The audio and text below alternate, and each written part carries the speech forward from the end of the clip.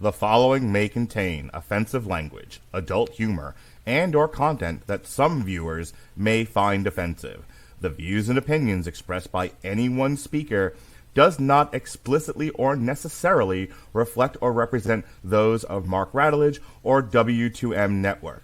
Please listen with caution, or don't listen at all.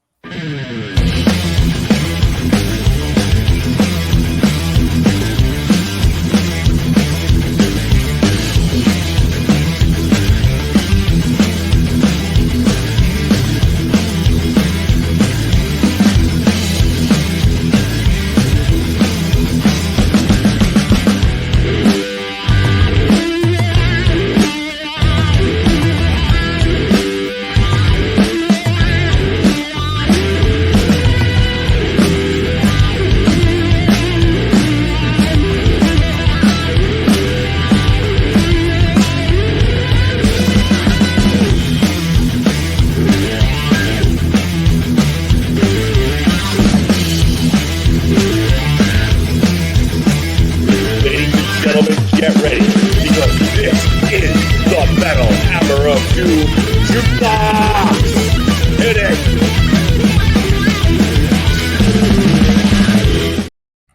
All right, we are back here on the Metal Hammer of Doom Jukebox. I am your host, the man, data reporter, and frankly, I'm mortified, Mr. Mark Radulich. And joining me over there, ladies and gentlemen, he's still known as the Starch, the master and manipulator of feminist porn, as we all know. Oh, yeah, I manipulate some feminist porn, all right. Oh, and down there is the rigger himself on a boat. Oh my. Metal Coop, Robert Cooper. How do you do, sir? Oh, what can I say? There's one thing I know a lot about. It's sinking. Sinking.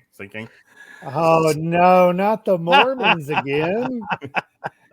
So this is doubling as like our Thanksgiving and Halloween show. Thanksgiving, we always do like a turkey album, something that's not particularly metal or something that is metal but sucked. We always do something wacky. And this year, the album that we're doing is Poppy Zig, but I don't know if it totally qualifies, Jesse, as a turkey, because we do love the poppy. Yes, we do.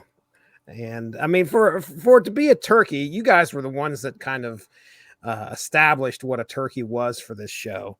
My understanding is that it has to be an album that really just flopped, correct? So turkeys that we've done in the past, Saint Anger by Metallica, because it sucked. We did we've also just done some silly ones. We did Cold Leg by Celtic Frost, which was that was you guys. That was one of your little side jams without me. We did Limp Bizkit. We did the greatest of Limp Bizkit, and it's not that that's that Halloween show that we did when the Limp Bizkit put out a new album, still one of our highest listens ever. Nice, but I think because Limp Bizkit's so over the top silly, that qualified as a turkey one year. Anthrax Storm 442, that one sucked. That one was rough. Another one that we did, I believe. And we did Limp Bizkit, we did Metallica, we did Anthrax. Jesse, what else did we do?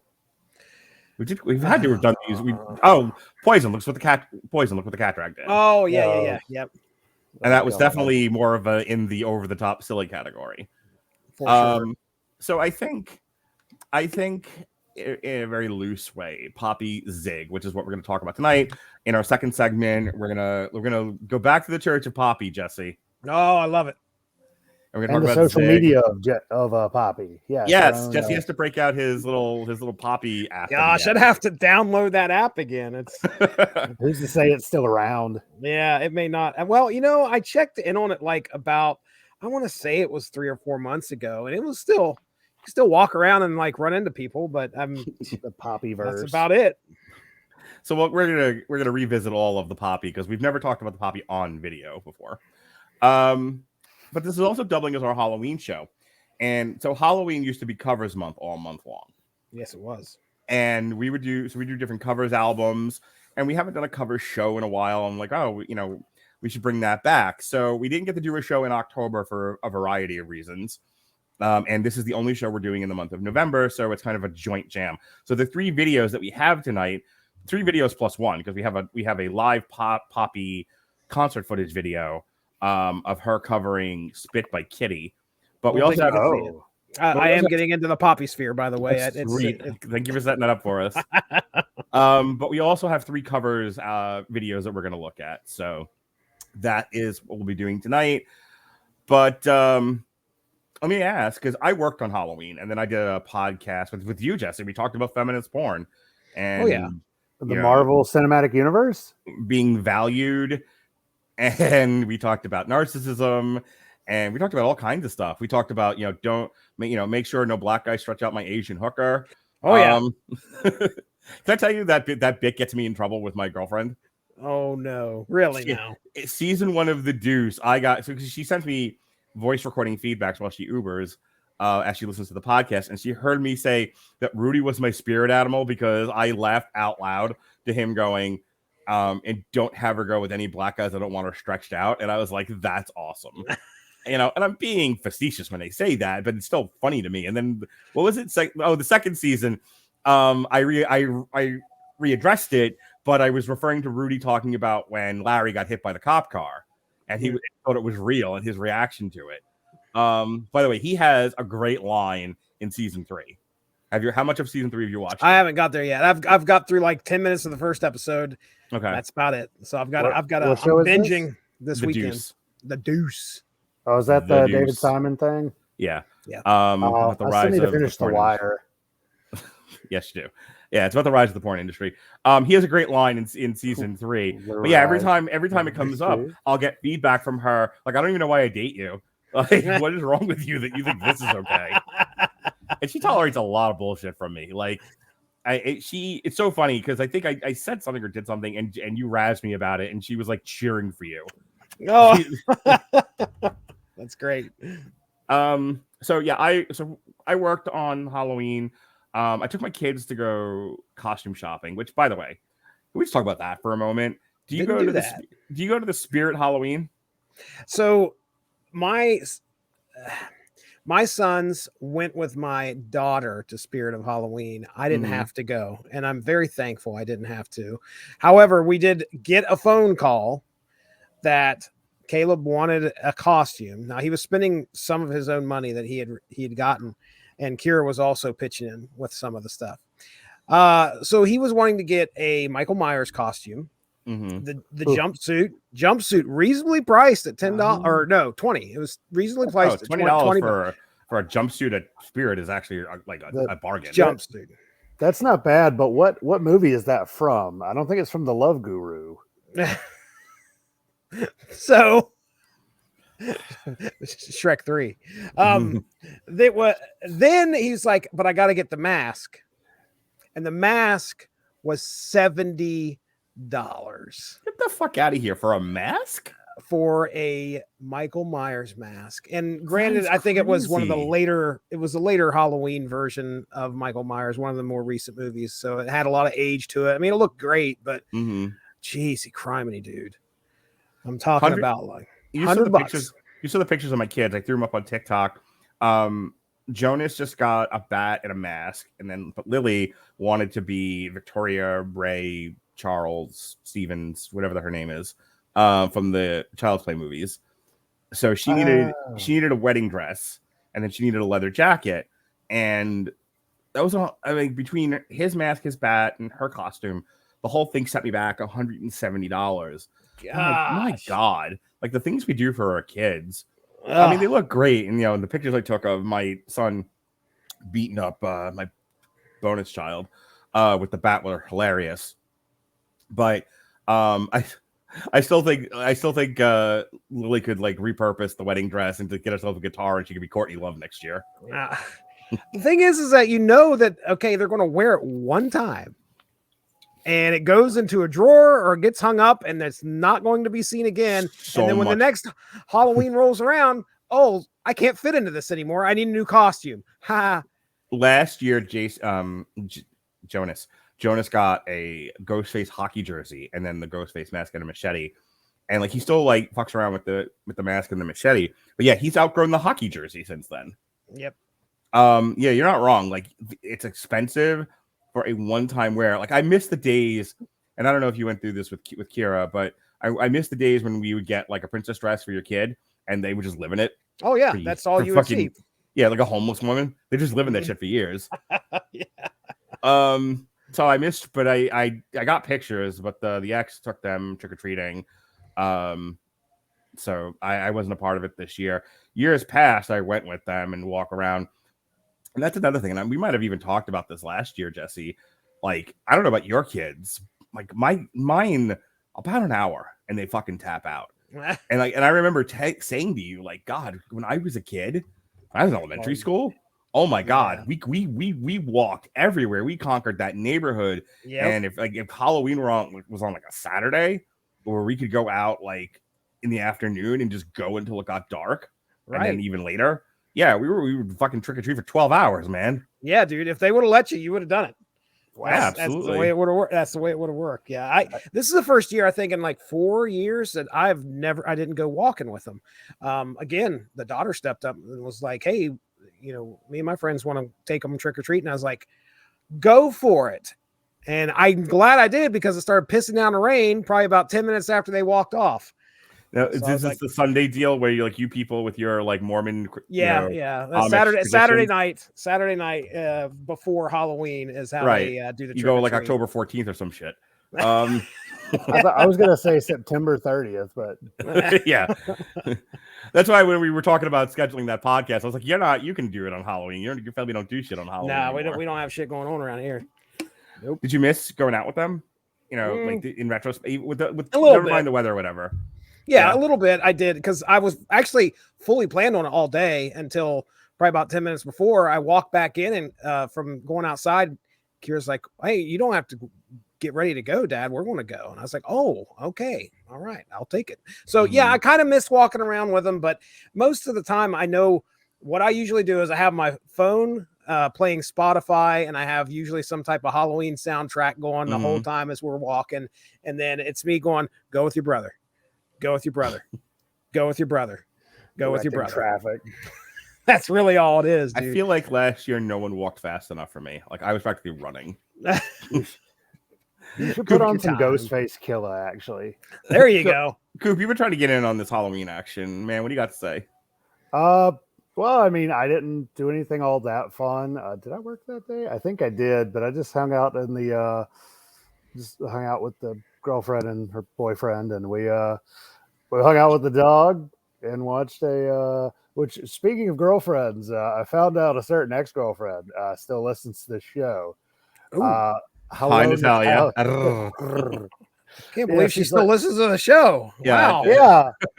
Why? She was like, yeah, I just thinking I haven't listened to it, but wow, I can't believe you're in a polyamorous relationship. And I was like, yeah, sure am.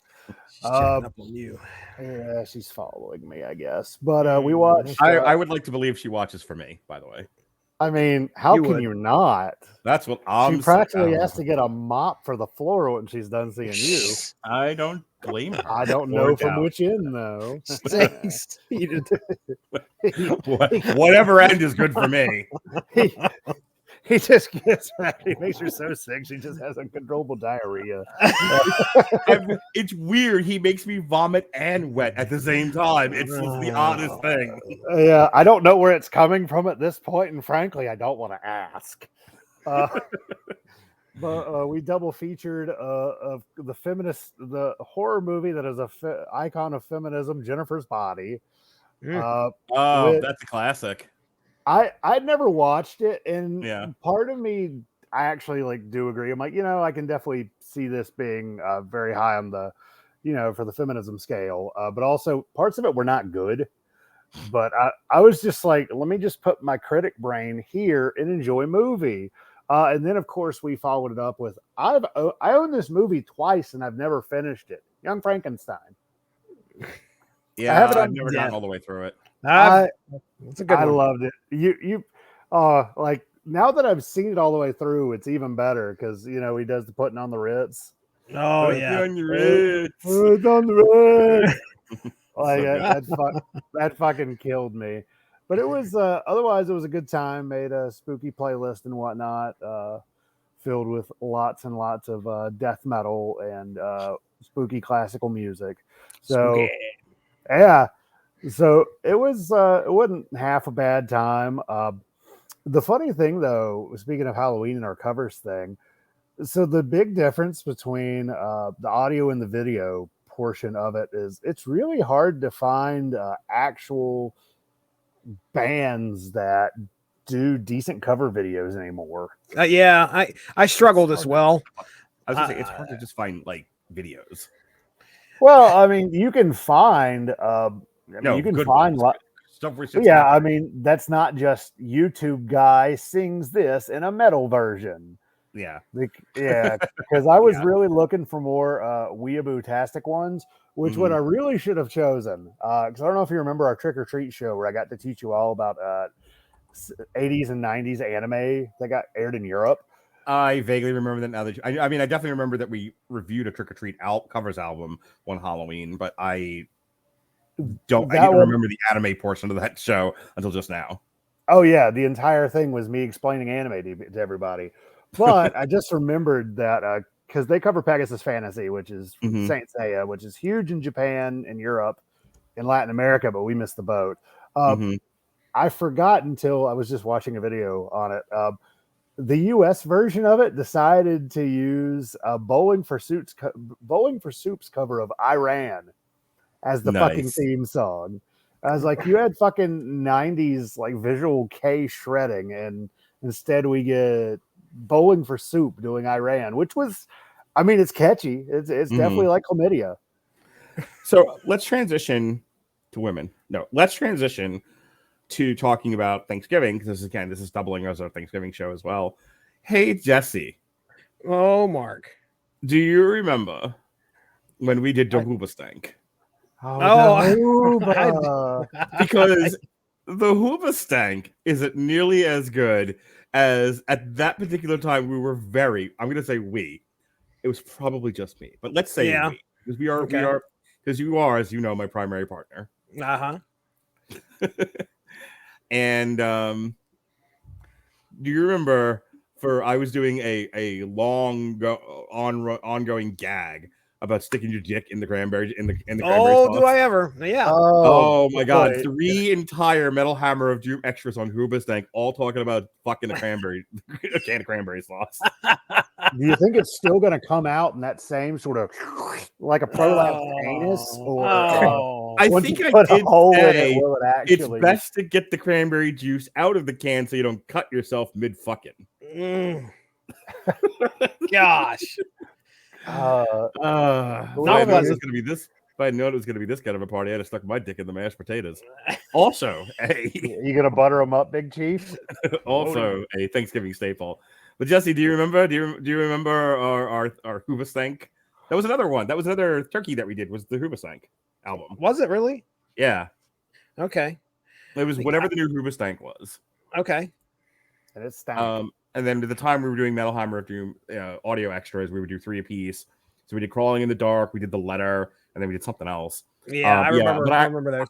I was having a moment, and I went back and I listened to a bunch of those. I was like, after I got to listening to our X-Men video game alternative commentary for the 20th time in a row, and hear Jesse going, "I'm going to stick a pencil in my eye."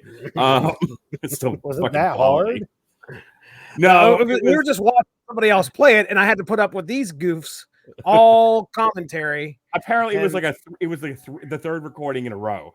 And by the end, and it was me, Robert Winfrey, and Ronnie. And by the end of it, Jesse was about ready to kill himself. Yeah. It was so funny.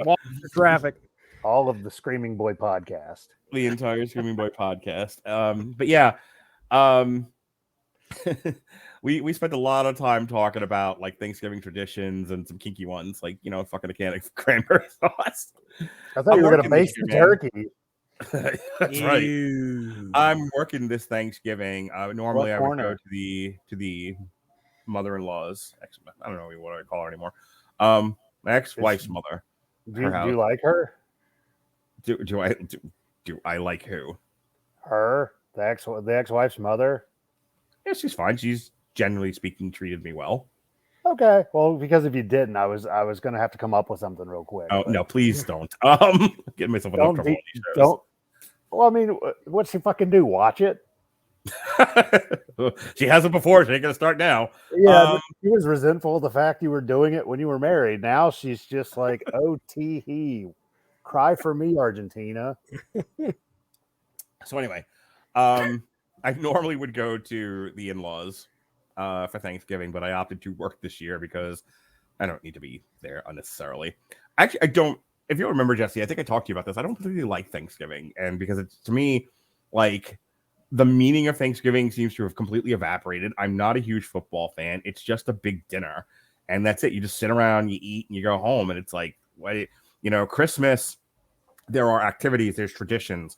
I'm not a huge fan of Halloween either, but at least I understand that one. You're out, you're being active, you're walking around in costumes, it's playful, it's energetic. Easter, if you actually do some of the Easter shit, there's Easter egg hunts and stuff. Thanksgiving is boring. You crucify a man.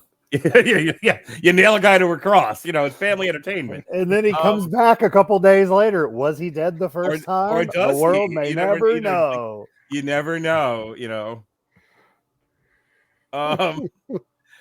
But what about you, Jesse? Because like I said, my whole thing is I'm just not a fan of Thanksgiving. I think it's a boring holiday. Yeah, I hear you.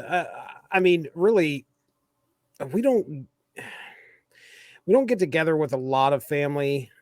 Mm-hmm. At least the past few Thanksgivings. COVID might have had a hand in that, though. I think this year we're all dead. Yeah. Wow. Hard to have a family get together when they're all on the ground. Just as you would Texas a massacre fucking tea party, dead relatives lining the table. We pull out the Ouija board and see which one we can find. No. Okay, so I have an even better one. So I think Jesse actually doesn't have like a traditional Thanksgiving. What he does is he robs graves and just like takes the dead bodies and he seats them around the table. Sit them around. Oh boy.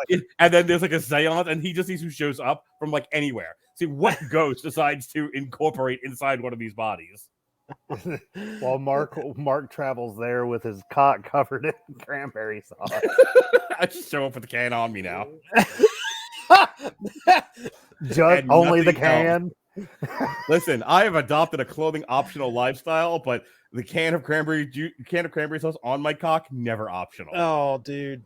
That needs to be a Halloween costume right there. And just when somebody's like, what the hell are you doing? What the hell are you doing? I'm like, I was getting ready for Thanksgiving, man. It should be your Thanksgiving costume. For Thanksgiving. You just show up and they're like, what's this? Well, I mean, shit, why not dress up for Thanksgiving? I'll be your drunk uncle. You know what? Maybe I won't work. I'll just show, like, hey, I don't know what you've heard about me the last couple of months. Probably nothing good, but here I am, cranberry sauce and all. Here I am. What if I just did it at the table? Oh, do it. What if like I show up in my clothing, but and I'm normal the whole day, and I'm interactive with people, and I'm like generally behaving myself. But like as soon as like dinner starts, I just fucking like Lex Luger my clothing off and just fucking jump on and just rape that can of cranberry sauce. You just tear off everything like it's an NBA warm up.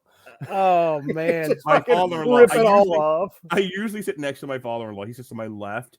And and then I'm here, and I'm like, and the cranberry sauce is usually right in front of me. So like, I'm just gonna mount it with my ass right in his face. What a thing! Nobody will be giving thanks that day. Who are you kidding? His father-in-law is gonna be thanking the good Lord for a sexual revelation. If there was any question as to why the marriage ended, there wouldn't be any after that, man. I'll tell you that much. Yeah. I have been holding this in for 15 fucking years. I'm gonna fuck that cranberry sauce in front of this whole family. Went out with a bang. Yeah, cranberry sauce. And you're gonna ruin their family's sexuality. They can't fuck without cranberry sauce after that. So Jesse, your Thanksgiving. Now I've got to go back to that now. Actually, carry on a serious conversation. You now have to follow us. Boys don't cry in cranberry sauce with your whatever. With your dead relatives from COVID. Yeah. COVID. Done did it. Yeah, no, seriously, it's probably a pretty laid back Thanksgiving as far as like comparing it to Christmas, I'm almost like opposite of you. Like and we've had this discussion, I know, where I see Christmas as the commercialized holiday, while Thanksgiving is actually the one that is more in tune with, hey, let's be thankful for what we have. And when that's probably should be what's going on with Christmas as well, but it isn't. And you never see that anymore. But yeah, it's pretty tame. Here's what I'll agree with you. And we can get into this more next month when we actually do our Christmas show if you want. But I'll say this. Just like you have to, kids are not born with morals. Kids are not born with integrity. That is something that has to be modeled and taught by parents, and that has to be consistently hammered home, or the kids don't get it. Because kids are, antisocial psychos when left to their own devices. And it's the parents that, teach you how to be responsible, capable adults, in theory. So, as far where that extends to like the being thankful, if you're not actively talking to your kids about the meaning of Christmas and all of that, then yeah, they're not going to get it. And they just think it's the Toys R Us shopping spree at home under a pagan tree. You have to actually sit and talk to them about it, and you have to reinforce it year after year after year until they get it, and then they are able to say it back to you and and take it home. Left to their own devices, yeah, kids will always think it's going to be just a shitty commercial thing. Most adults think it's a shitty commercial thing, which leads me to my other question. We and I don't think I'm going to do it this year, but Black Friday we go to the Christmas tree farm and we pick out our Christmas tree. Oh yeah, right. While everyone else is fucking tackling each other for televisions at Walmart, causing getting random felonies. We've always avoided that and just gone to the Christmas tree farm. But I will tell you, more than Christmas, more than Easter, the high holiday is that Black Friday. People fucking swear by it. If you want to, I don't think it's fair to. This is my personal opinion. We can kick it around for a minute. I don't think it's fair to tar Christmas with the with the idea that people are just ungrateful and it's a consumerist holiday. It's all about just getting stuff. I can't remember the word I'm looking for. Black Friday, however, you want to make that argument that everyone fucking forgets themselves and people are inhumane to each other and it is all about consumerism. Black Friday, I would agree with you. Yeah. Because it's not a real fucking holiday. It's literally like, guys, sales. Right. That's why I can't really enjoy Thanksgiving because, I left Lowe's. They just were like, you can't show up late anymore. I was like, bet. Yeah, I found out. No, I just found out I got caught in the drag net. They were trying to get rid of somebody that was pretty fucking awful. So, if you prosecute one person, you got to do them all. Yep. But, now that I'm back with everybody's favorite blue hardware store, I can't enjoy Thanksgiving because Black Friday is the next day and it's mandatory for fucking everybody to be there. Right, dude. Right. And, what's funny is I haven't told my management team, but if they don't give me the day off after that, I'm going to get some anal glaucoma because I'm not going to be seeing my ass coming into work because I've got WrestleCade to go to. Oh, wow. which is it's when Winston-Salem, me and my friend Nick, who one day will be on this podcast. Hey, Nick. We went twice now, and let's see. The first time I confirmed that Rich Swann's theme song in WWE was about fucking somebody's mom, and then the second time I went, I was talking to Fallah Bah, another wrestler, asking if Rich Swann was around because I confirmed that his theme song was about fucking my mom, and all he heard was Rich Swann fucked my mom, and he's like, "Wait, what? Rich Swann fucked your mom?" I'm like, nah, bro. His theme song was about it because on one of the old, I think one of the gaming podcasts I used to do with Sean Garmer, I was like, yeah, bro, it's about fucking somebody's mom. He's like, no, it can't be about that. I'm like, no, it's about your dad being gone and he's in her bed. So yes, it's going to be a rip roaring good time because tons of wrestlers, like they have, you got your convention, your meet and greets, your photo op, and then there's a whole 3-hour show afterwards. That's you get in, which last time we went in 2021, we got to watch some Stolen Valor, allegedly. Got to watch this guy break to the front of the line claiming that he was military. So they told him it was okay. And I remember sending a pic of it to a coworker I had at the time, being like, "Hey, you were in the Marines. Does this guy look like a Marine to you?" And he goes, "Nah." He's like, "None of that shit matches how it's supposed to. Plus, he's overweight. I highly doubt that he's active military." But somebody threatened to kick his ass. It was fantastic. But speaking of holiday cheer and pro wrestling, you know what I miss? Joey Ryan's penis party. And with that said, unless we've got anything else, I'm sure we all miss lots of things about. Yes. Oh, I was going to say Joey Ryan. It sucks, but look, I don't miss Joey Ryan. I miss his all right. I miss his show. I think the penis party was hilarious. Penis party. Fair enough. Have you never heard of Joey Ryan's penis party, Jesse? No, I have, because you are a friend of mine. All right. Hey, Jesse, I know you got a whole segment here you want to get into, so let's get into it. But first, why don't you tell us about this video that you want us to play? Oh, okay. Well, hey, it's we're doing covers, so let's listen to our good friends over at Trivium hang out with Corey Taylor, and who was the other guy that they had listed on there? Robb Flynn from Machine Head. And they're going to cover Creeping Death. And yeah, Coop's right. It's tough to find cover videos that are worth a crap. But the only thing you can hope for is that it's going to sound great. You don't really see a cover video anymore. Nobody goes to the effort because it's all about, hey, I'm covering the song. Watch me cover it. The funny thing is, Blind Guardian did a really good one for a Christmas cover they did. Oh, yeah? Oh, yeah. I thought about picking it, but it's not Christmas music season, and I don't want to speak it into existence yet. Okay. All right. I'll have to choose it for next time. Yeah, no. Our next show, and I'll give this away now. Our next show is our Christmas show. Tarja announced a new album, so we have our album to review. But yeah, it's all metal Christmas all the time next month, so that'll be fun.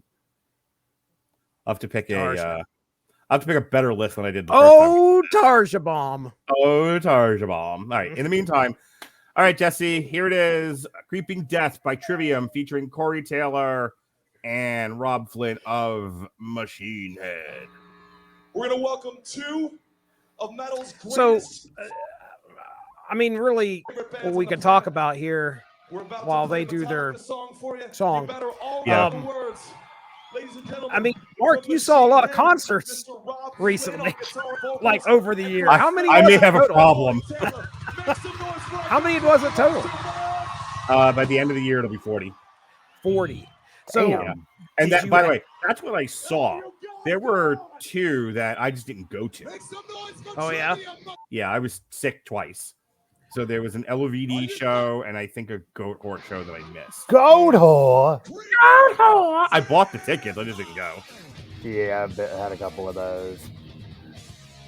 I'm sad that Matt Heffy, I think it's a Heffy or is it Heafy, he cut his hair off. It's a good head of hair. Oh, yeah. Maybe it wasn't good enough. Aside from the fact that you couldn't find a good music video why? I mean, if you're just going to cheap out and just go for live performances, why this one in particular? Well, seriously, what led me to this was looking for the Creeping Death cover by Drowning Pool, which interesting. Unfortunately they didn't do live, so it would just be us staring at the album cover, which I think was an Ozfest album. You can find it on YouTube. So I was like, oh, you know what? Look at this. There's Creeping Death by Trivium, which Trivium is a band that I really like. There's a few good albums that I listen to quite often from them. And Corey Taylor, I mean, for crying out loud, I love the way that Corey looks. I mean, look at his suit. I mean, it's just like he just got out of Vegas. He's like, all right, here, I'm going to go up on stage with these guys and hang out. Is that Vin Diesel on guitar? Vin Diesel? No, I didn't have enough of a gut. All bald-headed white guys are Vin Diesel. Thank you. There was a, I think it was at the Huntington Comic Con. Matt Kinney was there. Mm-hmm. I want to say it was Huntington. I could be wrong. It could be somewhere else. But anyway, Matt Kinney was there. If you know who Matt Kinney is, associated with SpongeBob. Matt Kinney? Tom Kinney? Tom Kenny. Sorry, who's Matt Kenny? I don't know. Tom Me Kenny's either. the voice of SpongeBob, though. Thank you. Are you thinking of Matt Pinfield from fucking Matt Headbangers Ball? Pinfield. That's him. Anyway, so he's out doing a concert, and then he brings Corey Taylor on to sing the SpongeBob song, and that's Nice. that was on live. I think I That's caught that on beautiful. Facebook Live. Corey Taylor's always fun to like listen to, and he's actually fun to listen to talk as well, like give interviews. But boy, those metal sites really love to ask him what he thinks. What does Corey Taylor think about this? They really do, which apparently their drummer, the drummer of Slipknot, just got the boot. Oh, really? Yeah, but they took the post down like the next day, so I don't know what's going on. But I mean, Mike Portnoy is back in Dream Theater, guys. Oh, I was listening. Some Dream Theater hit the Spotify playlist over the weekend, and I started to have flashbacks of us making fun of their drum set. Anti-aircraft Was it cannons, that big? dude. Yeah, I actually remember that now. Catch one of the Metal Hammer of Doom extras, which I'm pretty sure we did on the source material YouTube page. Massive like drums up in the air. Looked like we were making fun of it. Jesse, Yes. when am I getting my syndicated source materials? Oh, you got plenty of like shows you're putting up right now, aren't you? Like I'm like running out of stuff. I have to like, no, you're not. At this point, I got to go back into the archive, start putting up old like progressive conservatism. I'm gonna have to go back into the archive. Podcast. Get some right hook going on. Oh boy. Well, at this point, like I'm not updating the website anymore because like if I'm going to be the only one doing this and I don't want to do it, I'm not doing it anymore. I'm going to tell you the same thing I tell all my women.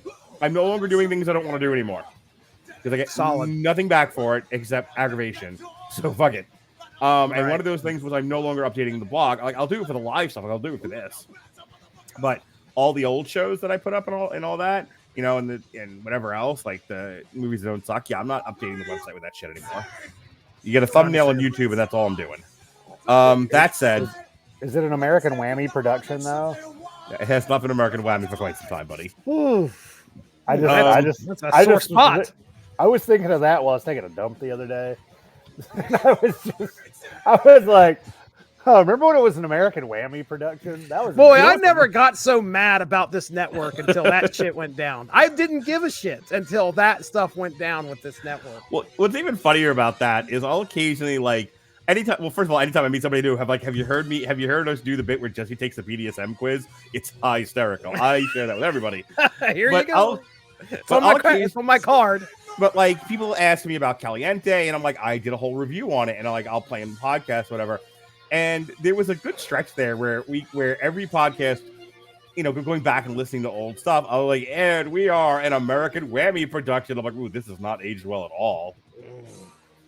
There's a couple of Metal Hammer of Doom extras where it's like, oh, American Whammy, you can have your American Sammy, and it just goes on like that. I forgot all about that. It's such a bad name. I can take it up with Eric.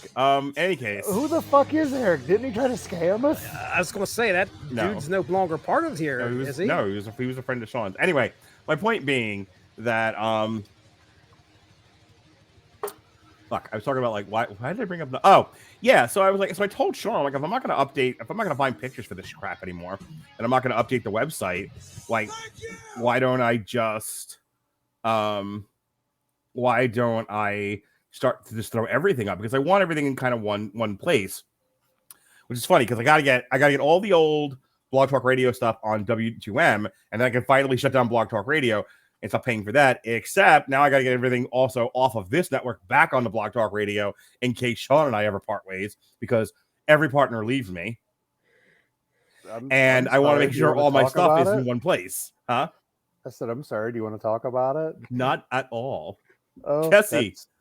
That's fair. Have you thought about just saving it to a hard drive and then not having to pay for Blog Seems like a lot Talk of work. because they can suck my asshole through a straw. Well, no, I would still record on StreamYard and then just upload the audio to Blog Talk Radio. Oh, fair enough, I guess. Audio quality, interestingly enough, for Blog Talk Radio, did sound like sucking your ass through a straw. Especially with my old laptop. I would Where the never go back and do anything live on there again. But I mean, we're pretty committed to StreamYard now, and for the most part, StreamYard works just fine. Yeah, it works just fine. And then we can upload the audio there. At that, once you're uploading audio, like where you're uploading it to, as far as quality goes, doesn't really matter. Though, so the reason why I asked you about your concert list, I wanted to tie this in with my video. We talked all over it, which, hey, I don't, that's perfectly fine. Isn't that what we do? That's what needed to happen, really. I mean, there was nothing interesting that happened there other than Corey Taylor yelled a couple times. But did you get to see any special guests pop up during your concerts? Like we just watched Trivium bring out. Okay, do you what was your favorite? I guess you don't have to go through all of them. The best one was Joey Fatone showing up at Steel Panther. Oh, That's okay. great. All right. Which we talked about that when we did the Steel Panther show. Right. I brought that up. That was fun. I mean, I think there's been a couple of shows where like they would bring people like, Lacuna Coil. Lacuna Coil came out. The chick from, I think I sent you the video for that. The chick from Lacuna Coil came out and did a song with God Forbid. Oh, neat. Yeah, that was a week ago Sunday, if I remember correctly. No, she could sing me lullabies still to this day. Let me tell you, that was a good show. And I went to go see Dragon Force on October 27th, I think it was. And then the next night I went to a swinger party. And then on Sunday, never heard them before. I went and take a drink every time I say swinger party. And then Sunday I went to go see Lacuna Coil and God Forbid. I was in the pit for Edge of Paradise, Nana War of Steel. They all opened for Dragon Force. And then Amaranth. And by the time I was done with Amaranth, like my back hurt, my legs were hurting. I got, when the weather changed here in Florida, like my allergies kicked up and I got, a respiratory infection, my yearly respiratory infection. So I've been coughing and my ribs hurt. I'm like, I'm getting to a point where I'm almost 50 years old. I'm gonna be 48 in June of next year. And I can't go like I used to. I'm getting overheated really easily. I'm like getting dehydrated really easily. It's getting harder for me to bounce back if I get the shit beat out of me in a mosh pit. So I'm like, all right, I can do this once. I can go to a show, get in a mosh pit, get beat up a bit, and go home. I can't do it twice in one weekend. So instead, I went by myself, by the way. I was supposed to go with Abby, but we broke up at the end of the weekend that I went to the No Effect show. So I gave away my ticket to one of my buddies in the metal community. I was like, here, have a free show on me. And I just went by myself. And I met a guy online, on the actual physical line to get in. And we started, we were just comparing concert notes and, we became buddies. And then we went inside the show. He kind of went his way, I went mine. And then I found a place in the back, Jesse. I was in the back, leaning against a rail at Janice Landing. And that's where I perched myself all night. There you go. I have a rail to lean on. When I get tired, I can rest my arms when I'm shooting footage. I have a clear shot at the stage. I'm happy here, and I'm not going to get the shit beat out of me. And I can like recover from the Dragon Force show. And then he found me again, and he started hanging out with me. And then, wouldn't you know it, these two girls came up and started palling around with us. So like the four of us just like hung out all night. And I'm like, is this what I've been missing out on by being in the pit this whole time? Like, I'm like, oh, be in the pit. Girls will see you and see how masculine and tough you are and will flock to you. And how that has never happened. However, hang in the back like a puss and the girls will come find you. They're like, oh, look at you, Bambi man. I want to hang out with you now. I have never had a woman at a metal show approach me in any manner, probably because I don't talk to people when it's when it's that sort of atmosphere. I'm like, I don't know what to say, but also I just assume everybody's taken, because what woman not dating a already upstanding metalhead would ever show up? Their boyfriend, you see one, their boyfriend is in the pit if he's not around. He'll be coming back out to kick your ass. I think we can all safely say, especially Jesse, that taken means nothing in the year of our Lord 2023. Everyone's in like a situation and poly relationship, swinger, especially Jesse and Mindy, right, Jesse?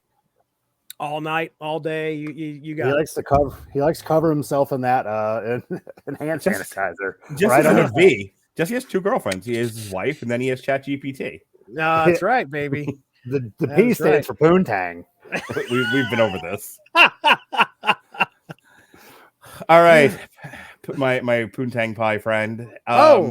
Please whip out your artificial intelligence and show us how big it is. Oh my goodness, guys! I'm about to send you real quick something in Facebook Messenger. Going to be about 5 pictures. This is just for your reference. Okay. This We're not is gonna going put to this be on screen. No, I'm going to send you pictures for reference so you could see the track lists, because it might be. We're all metalheads here, but remembering every single track to every album that's about to be on here might be a little troubling. So give me a second. Why don't you explain? Well, before you do, why don't you explain to the people? This is Jesse's show and tell. Jesse always has a show and tell that we do on one of these shows. Like it took us a year, but we finally got kind of a format down for the Metal Hammer of Doom Jukebox. And one of those things is Jesse show and tell. So Jesse, that's right. Whip out what you want to show us and show it to everyone. So yeah, here's what we're going to do tonight. These 2 guys are going to compete, just like old times. Well, I'm out. Bye. I have created a little game. There he goes. Bye, oh, does that mean he's going to be on the bottom? Damn. I was hoping you'd be on the bottom. I can put myself on the bottom. Wouldn't be the first time. A power bottom. Oh my! It would not be the first time I was on the bottom of 2 guys. Oh my! Row your boat. Jesse, please take over this fucking segment before fucking sexual freaking frack here. Take over. Dutch rudder this place straight and off the waterfall. So okay, the deal is this. Yeah. I took 5 albums, took the track list off those 5 metal albums, and I fed it into ChatGPT, and I said, give me a description for an image generator that would develop an album cover based off of just these track listings. So in your Facebook, I went ahead and sent you each album, and I'll kind of go through the albums here that we are doing. Okay, before you do, what were the 2 you were gonna choose before I, as per usual, took over and made you do something else? Oh, I hadn't even got that far in my day. Oh, okay. You made things easier for me. Trust me. Oh, did I? Okay, well, that would be a first. The first album, the first album we're going to talk about, and I shouldn't say talk about. The first album here that I got listed is Nirvana's Nevermind. So that was by Mark's request there. I took all 12 tracks, threw it into ChatGPT. So Nirvana's Nevermind is on there. And then Megadeth's Countdown to Extinction. All 11 tracks were thrown in there. Once Upon the Cross by Deicide, which is an album I've never heard. And as I told Mark earlier, when you're sending stuff into ChatGPT or into Leonardo AI, the word kill shouldn't be in your description of the image that you're trying to make, or you will get flagged and told that content filter. Real quick, so it's funny you mentioned that. Look, you had mentioned to me that you had to massage the prompts for Deicide's Once Upon the Cross. A conversation between my son and I today. My budding comedian son. Did you see his TikTok, by the way? No, you shared it, and I haven't had a chance to watch it yet. So he grabbed a bag of popcorn when we were at Starbucks, and the bag of popcorn says gourmet popcorn. And like Seinfeld started to riff on it. He's like, why is it gourmet? Is it because it's got a special butter? Does it taste like? Does that mean the stuff with buttered popcorn tastes like something else? Who are these people? Like, that was literally the whole bit. And I'm like, and I just, and as soon as he was like, I have something to say about this popcorn, and I'm just like, roll them, and I shot him doing it. I had no idea what he was going to say. He could have completely flubbed the whole thing. And I was dying laughing because it was so like a stand-up comedy. Like it obviously needed work, and he's 9. I'm not going to hold that against him. Mm-hmm. But it was it was one of those definitely like observational humor stand-up comedy bits. And we were driving home, like we did some Uber Eats deliveries tonight. And I drove him back to the house. And on the way home, I was like, Jonas, you really I know you're not really motivated to do anything. You should really look into like being like a stand-up comic. And like so we were going back and forth. He's like, yeah, I should go to college. I should get a real job and with real skills, and then I can do stand-up comedy on the side. There I'm you like, go. That's smart. And then he takes a pause, and this is why this relates. He goes, except that I'm afraid that by the time I'm done with college, the job skill will be completely replaced by AI.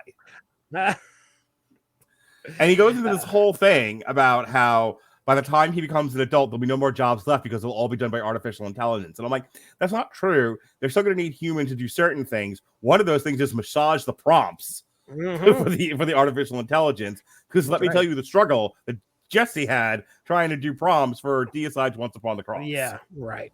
So are you telling me that the future job is AI fluffer? Yes. Yes.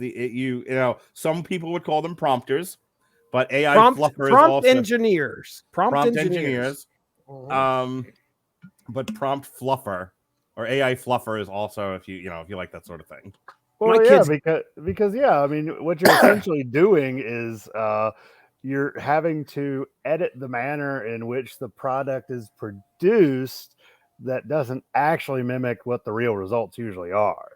All right, so yes, Nirvana's Nevermind. Megadeth's Countdown to Extinction, Deicide's Once Upon the Cross. Go on. That's right. And then Metallica's Black Album, Metallica. So we got all the tracks on there. And then Pantera's Vulgar Display of Power. All right. So here's the method. I sent you guys the track list so you can view them. I'm not going to go over each track, but I'm going to show you a picture. And you each have to tell me which album it is.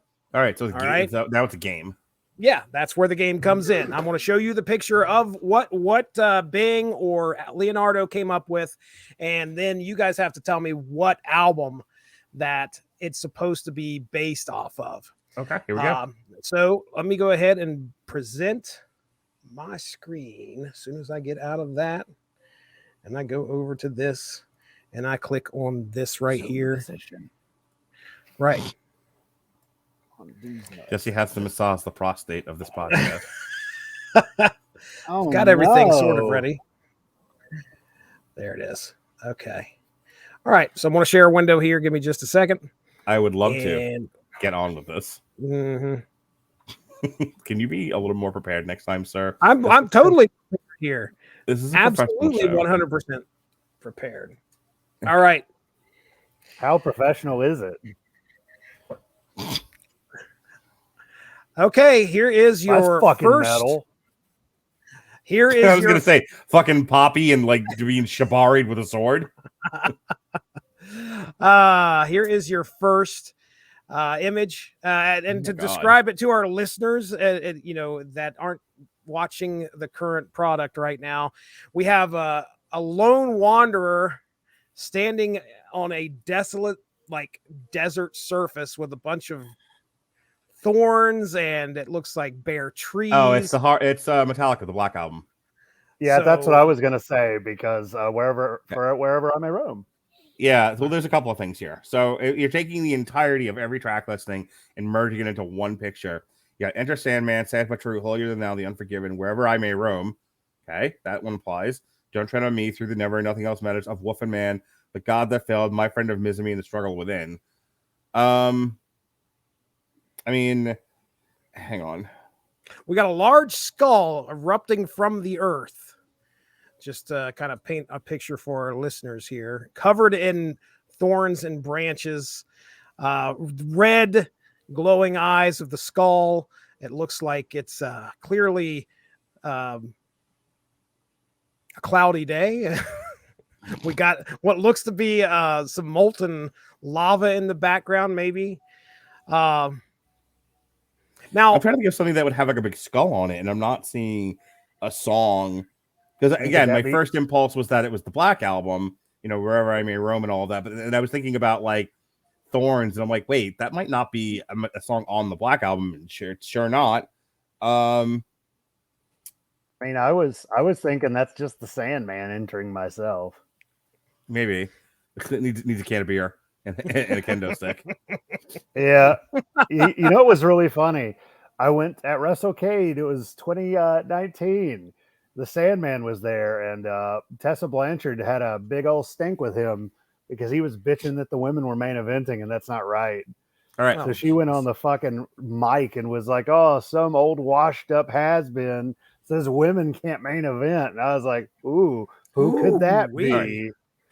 So are you willing to take that answer now, or you're like, no, let's see all the pictures before we decide what's what, because there might be a better one that fits Metallica's The Black. Well, this is you against Coop, so you guys both have to tell me what you think this one is and lock it in.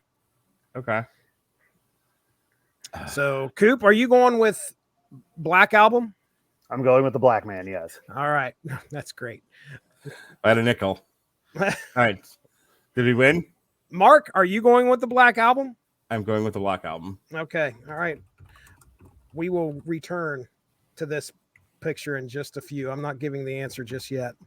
Okay. Be nice if you had told us that at the beginning there, Pat Sajak. Oh, you'll be just fine, Mark Radulich. All right. Coming up, here's your next one.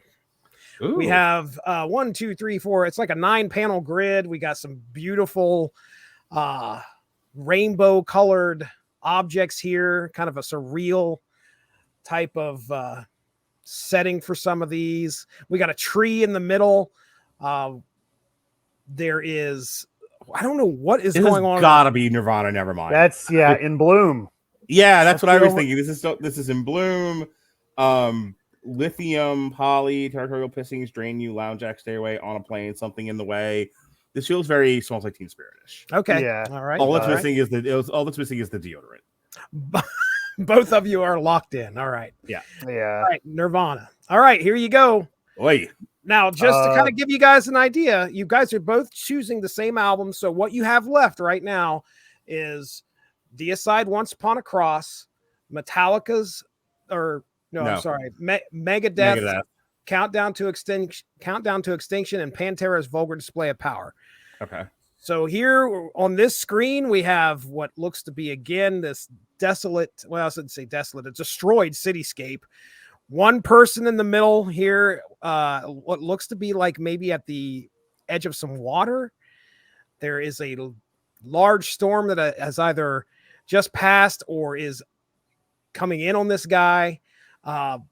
Trash all over the place, burning barrel on the side. The city is on fire With rock and roll. with rock and roll. The city's on fire. City's aflame with rock and roll. I don't know. I feel like this could be Countdown to Extinction, or it could be it could be any of them. I mean, my first impulse is that it was Pantera, a Vulgar Display of Power. I was thinking about like Live in a Hole, Like Demons Be Driven. But then again, now I'm wondering if like this one might be Metallica.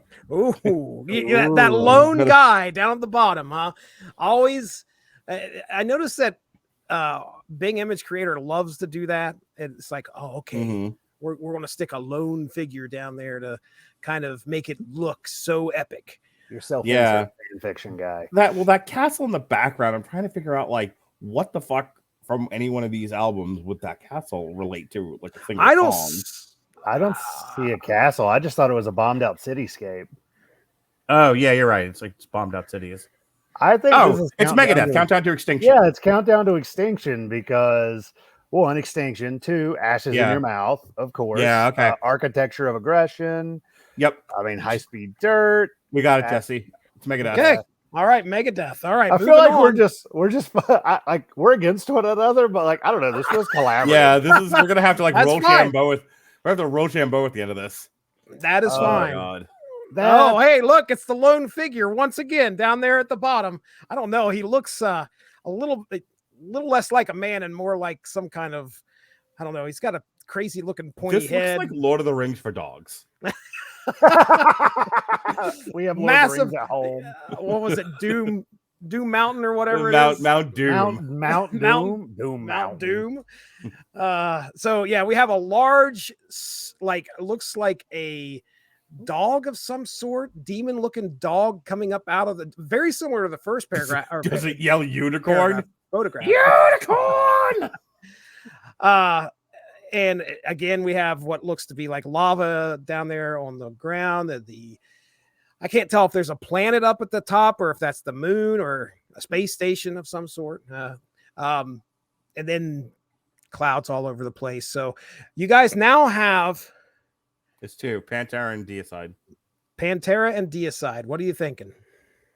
Okay, so Deicide, once upon the cross, Christ denied when Satan ruled his world. I'm leaning towards Deicide, by the way. Kill the Christian, trick or betrayed. They are the children of the underworld. Yep, it's Deicide. Yeah, I was thinking, I'm like, that looks very, sort of Dark Lord satanic imagery. I'm pretty sure that's Deicide. All right. Moving on to the next one. Well, you've only got one left, and that's Pantera's vulgar display of power. Ooh. So we have a black and white photo here with some red involved, where we have what looks to be some kind of crazy looking figure coming at the viewer. Pantera, though, like By Demons Be Driven. Yeah. Walk, fucking hostile. Yeah, no, hollow. it's Pantera. It's totally Pantera. Okay. I feel like we did. Like, I don't. Yo, he's so fucking just 0 for 5. I'm fucking walking off this podcast. I'm gonna put the cat on. I'm gonna put Dave. He'll do the rest of the podcast for me. Dave, what do you think of this next video? Meow. Solid criticism, sir. I'm gonna show you guys what you got right. All right. Okay. None of it. This is Nirvana's Nevermind. That was the easiest one to pick out. Right. It definitely stood out amongst the rest of the heavy metal albums that are on this countdown. But yeah, Nirvana's Nevermind is the one with the beautiful tree, rainbow colors. I assume the bottom right is the lounge act because there's a piano there. Say, fucking the gayest picture that we could possibly put up there. Nirvana. And that tracks for me. All right. Next up, Megadeth's Countdown to Extinction is absolutely we got that one right. This picture right here. Mm. And then that, my friends, is all you got correct. Oh, we fucked up the other three. 2 out of 5. So number 1, this was Pantera's vulgar display of power. Really? Now, I want to go ahead, if I can, real quick. I'll read you the prompt that ChatGPT came up with, because here you got to remember what I did is I took the track list and I just said, I need an album cover based off of this, and I need to feed it into an image generator. So your ChatGPT's job was to create a prompt for this image generator to come up with, and it came up with some interesting prompts here. And of course, I've got to get to it here real quick. Just got to scroll up just a tiny bit. All right. We said this is Pantera. Mm-hmm. And it said, a harsh, desolate landscape dominated by a colossal cracked skull rising from the earth amid thorns and chains. That got to do with any of those Pantera Hold on. songs. And in the fiery backdrop, a solitary spectral figure emerges, embodying the album's relentless, unyielding injury. Now, hold on a second, because I told it, I said, I need you to massage that a little bit and take out the song titles, because it actually justified what it did with the song titles. And I'll read that. It says, an ominous, rugged terrain with colossal cracked skull emerging from the earth, mouth for war. Okay. Chains and thorns entangle. Walk while a fiery backdrop symbolizes a new level. Fierce and unrelenting, the scene embodies fucking hostile, and by demons be driven. Amidst the chaos, the solitary ghostly figure for hollow, the visual narrative captures the essence of the aggressive image of the album, aggressive, uncompromising spirit of the album. I want to do one more, but I want to do Anal Cunt's like top 40. And you can have all the fun you want throwing that in the ChatGPT, and we'll sit here for an hour and watch you try to actually get it past the content. Because all it would do is just come back and not even show anything. I'm not creating an image for fucking I Hope You Have AIDS. Whatever the name of that song is. All right, next up. So I showed Nambla a picture of your kid. Yeah.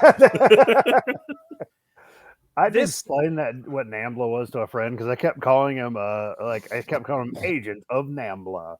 and, and me and Nick The would worst laugh. show on ABC. Agents of Nebula.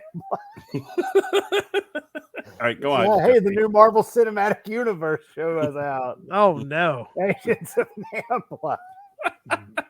Give any worth what they've already got out. Jesse, take over. Metallica, the Black Album.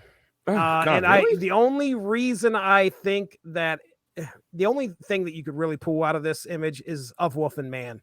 Yeah. And that large figure in the back definitely looks like a wolf. Well, wherever so- I may roam. Yeah. Also, they talked a lot about the armor in the prompt too that this guy was wearing. So, all right, whatever. But that right there is the image for the Black Album, and this is Deicide. Okay. Interesting. So, yeah, I had to take out all religious references to this prompt. I had Really? to take out, essentially I couldn't use the word Christ, couldn't use the word kill, couldn't use the word upside down cross. It was wow. The man has it tattooed on his. He has it burned into his forehead. Come on now. You had to take out upside down cross? That's amazing. Yeah. So here, the only thing that I think that really ties this to the track list is there's a song about, what is it? Something children. What I don't have the track list in front of me. I got it. Give me a They second. are the children of the underworld. There you go. So that's how I think it kind of related that with this image.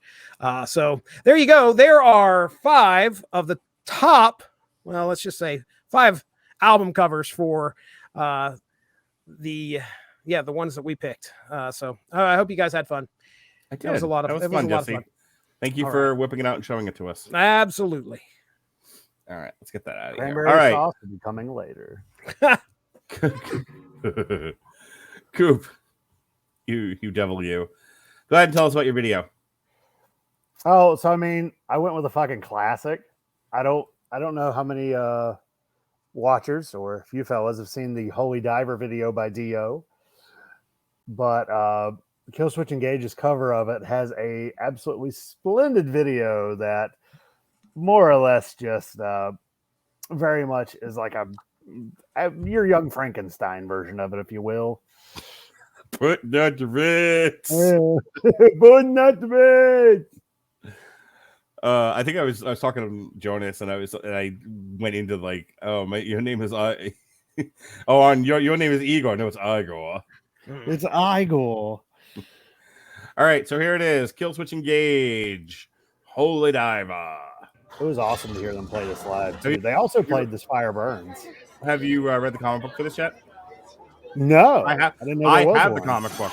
Jesse and I were supposed to do it, but Jesse doesn't want to spend money on comics unless it's at Ollie's. Oh, is this a Zetascope or whatever it is? Yeah. What do they call it? Z Comics. Z Comics. Woo! Oh, come on, mock with me. Yeah. We are the knights who say me. I get Hey, that look, reference. there's all the spicy lady folk. Oh, Howard. I miss you. I'm Howard. waiting for one of the Knights of the Round Table to come in and slaughter everyone. I get to whenever I go to Disney. I went to the Ren Fair a couple weeks ago. I did not eat the giant turkey leg. I get a giant turkey leg anytime I go to an amusement park. I mean, have- you get a have to giant have it. turkey leg anytime you're around children. Oh my god. Does she? Wait a second. That's a dude, right? That's Adam. Yeah, that's Okay, the guitarist. All right. That's the joke. Which, just like in the original, Dio was the blacksmith. Oh, okay. I like how they took time from playing at this castle to like smithing weapons. Well, yeah, because that's that's in the original video. He's just he's smithing it, which I think that's kind of cool that the main guy is actually not the hero. He's fucking eating through this whole video. He does. Oh, have you never seen this video? I've never seen this video. Oh, I don't know if I've ever seen the originals that you're talking We about. need the LARPers from fucking that Red Fang? Red Fang. Oh my god. It's the guy from the cover from the Deicide album. he's back. Ones who look so afraid. Coop, you think I should bust this out in karaoke? Oh yeah, dude, that's one of my top songs in karaoke. Is it really? Holy Diver. Oh yeah. You see, I did Survivor last time. You did? Eye of the Tiger. Yeah. Were you naked? No, not that night. That place was not a naked karaoke place. However, I was wearing a Rocky IV shirt. Nice. Ah, he snuck up on him. Yeah, this is very it's beat for beat, like very similar to the original, but it's fucking goofy because it's them. I've always enjoyed Killswitch Engage's version of Holy Diver. Yeah, same. I love it. That was my song on my MySpace profile for 6 months. Just saying. I know we played this for one of our cover shows. Probably one of the ones where Jesse worked, actively acted against me. I don't know what you're talking about. This is the Metal Hammer of Doom, after all. Fair and balanced. Fair and balanced.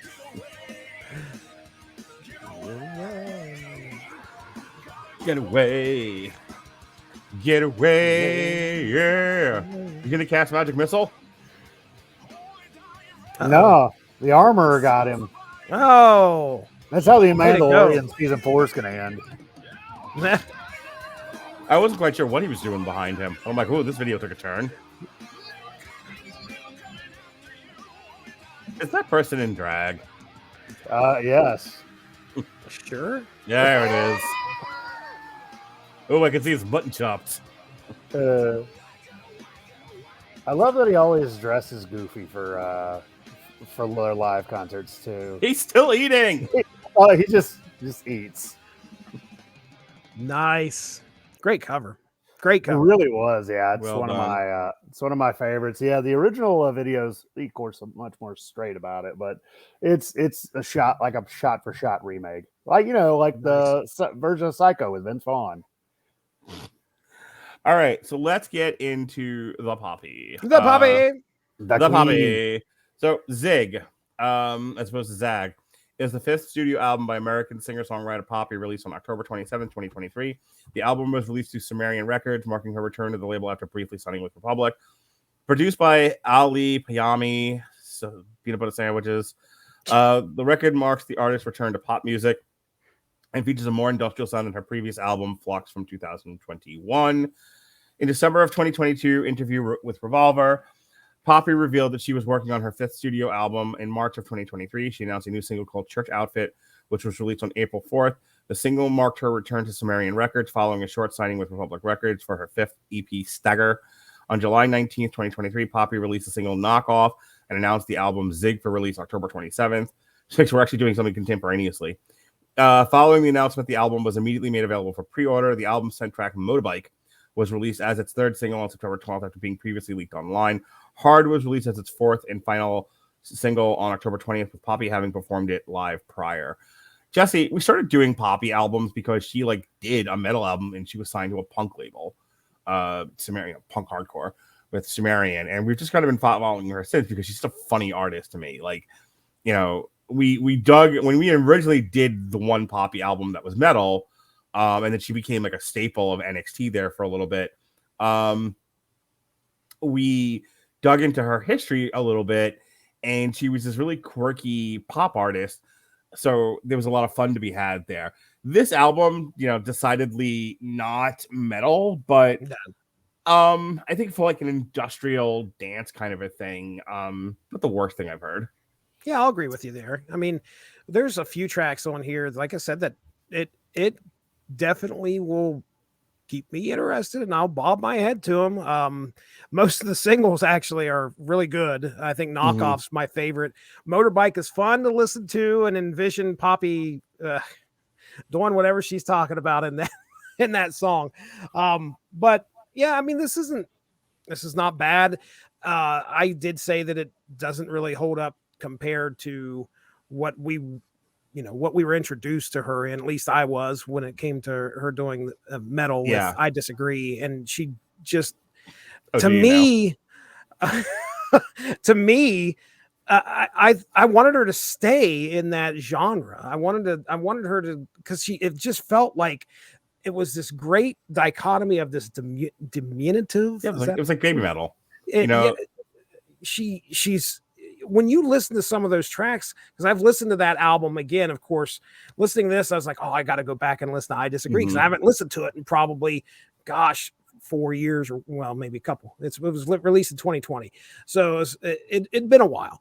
And when you listen to her, she's just so soft-spoken in a lot of it. And then she really just flips the script and she's screaming shortly thereafter. And it just went so well with metal, but that's all we got. And I think that I remember talking, what was that last album we talked about prior to this one? Because we covered it. Well, we did a bunch of her EPs, but one of which was the one for NXT. Okay. All right. Well, she's an artist. You hit the nail on the head. She definitely likes to use the medium to her advantage and explore just about any venue that she can in regards to making music and making a different sound. One of those albums was her doing screams. Remember? It was just all like we went into that and we were like, no, there's no fucking way we can review this. I mean, we could try, but I mean, what are you going to say? And so that to me is like, okay, this is some kind of like avant-garde artist that is putting this some fucking art stuff. Yeah. And so that's Poppy to a T right there.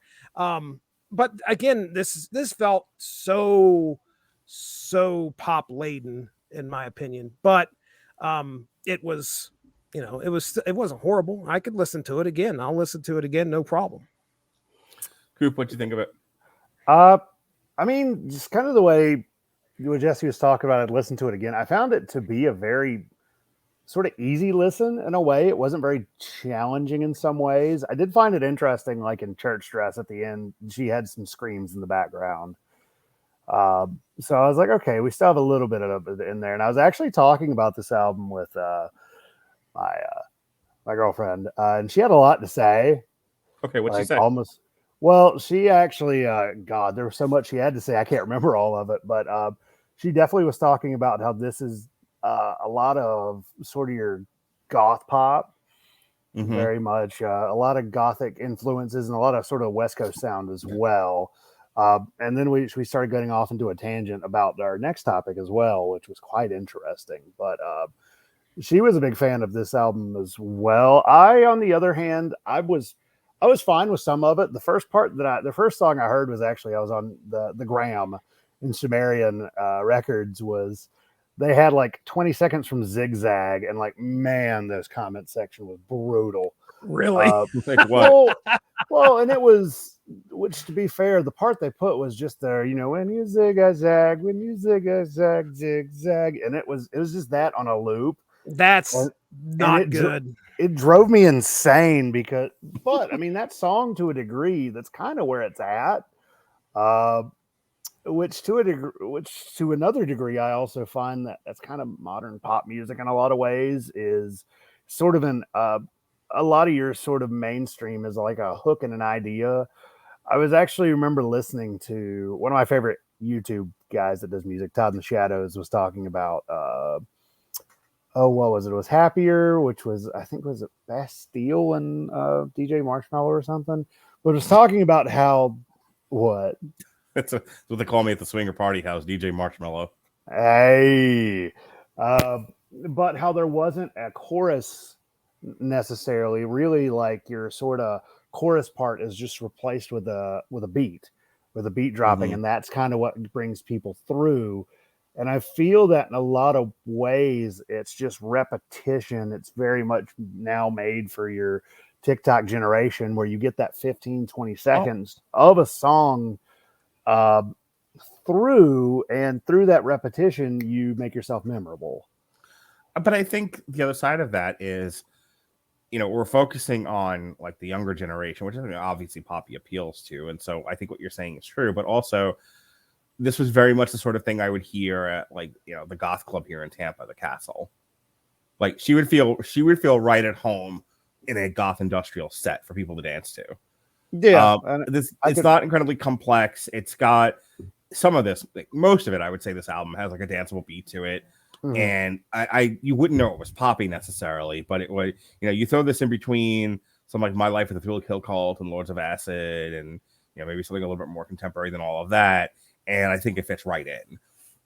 The other thing I wanted to mention, because you started to talk about it, and I don't want to get into the next segment where we're talking about how pop artists just outright steal from metal, but I think we're living in an interesting sort of musical time, because there once was a time in culture where things were more compartmentalized, and you couldn't, a man from Nantucket, and you couldn't necessarily say like, I want to experiment with this. Not, you can call your own shots, and you own your own distribution, whatever, maybe. But I think now, because everything, the long tail of compartmentalized culture and distribution and all of that, people are a little bit more free to do whatever. And if you think about it, like, all three of us are into metal, but that's not all we're into. We like different, all of us like different kinds of music. All of us find ourselves liking different styles, whatever. So when I think about, I was thinking about like a lot of like modern country. Like, I got introduced to Jelly Roll recently. Just stop. I hate country music. Okay, insert whatever you want in there. But my point, if I could talk about me for a second, I can talk about me for a moment. I got introduced to Jelly Roll recently, and there was a lot of Jelly Roll that doesn't sound like country at all. So it just sounds like Southern rock. And a lot of country artists like absolutely blend metal and rock into their act. For years we've been looking at the influences of rap on metal and metal on rap. You might find yourself, dancing in the Sparks Factory, Jesse, as we all know. So my point is, like, I think it would be a wild miscategorization of Poppy to think like she's only a pop artist. She clearly likes different things, and she likes to experiment with different sounds and, draw different styles into her music. And so, yeah, she did the one metal album that we reviewed. It was I Disagree, which we had great fun making fun of that. But I think she's definitely one of these people, and it's kind of what I like about her. Like, all right, I've done that now. Now I want to do this sound. She's like Richard Pryor from The Wiz. Like, now I want purple, and everything turns purple. It's like, I want to do this thing over here, and she has that canvas. She has that freedom to do it. That's something I respect. I mean, does all of it, tickle my sack? Not necessarily, but I respect that she tries. And she'll always have, get a fair hearing here on the Metal Hammer of Doom. For those that have never heard us talk about Poppy before, I wanted to read this real quick. Poppy has said that her stage name originated as a nickname given to her by a friend. A natural brunette, she has dyed her hair many colors, usually to match the aesthetic of each of the album's respective eras. In April of 2017, Poppy began selling a book on her website called The Gospel of Poppy, described as a book of wisdom. I would love to I would love to do a source material on that. Poppy's identity was initially kept guarded. She explained in 2016, I don't want people to talk about how old I am. I want them to talk about what I'm making. People, especially nowadays, are so obsessed with knowing everything. We'll have to invest our time in finding it. In 2018, she tweeted that she originally kept her identity guarded due to being a survivor of past abuse. And it goes on to say, Poppy's potential gender questioning was one of the main themes of Am I a Girl? In a 2019 interview, she stated that she identified as a woman and that she believes everyone should be able to identify as what they choose. We don't have to get into it, the whole that was big about news. That. I remember that being big news back when we were talking about it. And nowadays, what, like 2 years later? It's not really back that in my big day. The men were men and the sheep were frightened. I thought you were going to say, and they were fucking the sheep. That was way back in the day. That was the implication, sir. Oh, sheep are frightened. We made a joke last week, Jesse, about back in the 70s there were only two genders, and now there's an infinite amount. I brought this up with Lily. Lily, her pronouns are she, her, they, because she does not want to be chained to the gender norms of being a female. So she wants to have that some degree of ambiguity. And, like, will she wear a dress? Obviously. Will she dress like a girl? Sure. Does she? Not very often. As a matter of fact, she tends to dress in baggy clothing because she doesn't want to show off her shape. because she doesn't want to be judged as a girl. She wants to be judged by her whatever talents, whatever personality she has. She wants to be judged as a person, not as a girl, not as a boy. And for 12 years old, that's saying something. But I think it does speak to the larger sort of, I don't know, debate we've got going on in this country about gender norms. It obviously irks a lot of people. I'm sure some of our more conservative West Virginia, Ohio contingent of the Radulich and Broadcasting family and our extended friendships with other, people, Gavin from the Casual Heroes and such. If we had them on here right now, they'd be, screaming about it's a mental health condition. There's only two genders, it's male and female, and everything else is an illness. And it's like, okay, but I think that misses the point. I think Poppy kind of speaks to the point that those people are missing, and that is, yes, but what if you don't want to be pigeonholed into a specific gender norm? What if you'd like the freedom to be expressed and appreciated in another fashion, separate from what the gender norm expectations are? And I don't know. Maybe I'm a tree loving, liberal hippie homosexual, but I see that point, and I'm more sympathetic to it than than not. But I'll let you guys. I'll take a pause for the cause. You guys want to talk about, respond to any of what I said, Coop? I mean, and it's actually kind of interesting because the relationship Hey, Coop, you're in the poly BDSM kink community now. You never get with the fucking program. You start talking about there's only two genders, you're gonna get thrown out of the club.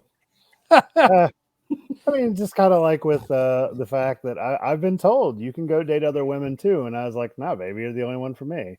That's because that's how my fucking brain is wired. Sue me. Yes, a little man pushed ass backwards into polyamory. Pretty much, I tripped down the stairs, and now I've tripped. Fuck, did I end up here? You're like, oh damn it, not another basement. But their significant other actually is non-binary, and the interesting thing is I just kind of talked to them about it here and there, and I think a lot of using his right pronouns. It's they. It's a. There you go, buddy. Fuck off. I'm doing my best. Yeah, like, can we just talk about that for a second? I try to use people's chosen pronouns. Fucking working in a singular pronoun, working they them into a sentence, harder than hell. I really have to think about what it is I'm saying, and sometimes I just fucking give up because I talk to some fucking radical leftist people, and especially in the poly kink community. And then and I try to keep up with them, but after a while, I'm just like, I'm calling him a fucking girl. I don't give a shit. like I just lose my patience after a while. And sometimes I do just find myself shorthanding the he because if I say they, that's going to get confusing. I have to explain fucking 2 hours of backstory when really it's none of their damn business. The most fucking commie liberal tree hugging homo will eventually just give up on the they them because it's so hard to say after a while. Yeah, because then you start saying it, you're just like, wait, there were more than one? No, it's just one dude. Pronouns are they them. I mean, if Good Burger has taught us anything, dude is a great gender neutral pronoun because I'm a dude, she's a dude, you're a dude, we're all a dude. Yeah, as is bro. That as is, yes. But they've talked about kind of frustrations with like I don't like being seen as a man because they're about 6'6", 300. They're like pretty feel like a brick shit house. But just kind of got tired over time of constantly just being just seen as their size and their gender when they're much more than that. So they were like, you know what? I'm none of the above. Go fuck yourself. Damn it, Dave! Don't attack my foot. I think that's what Lily was getting at with the non-binary thing is that it's not even so much that it's that not wanting to be defined by your gender.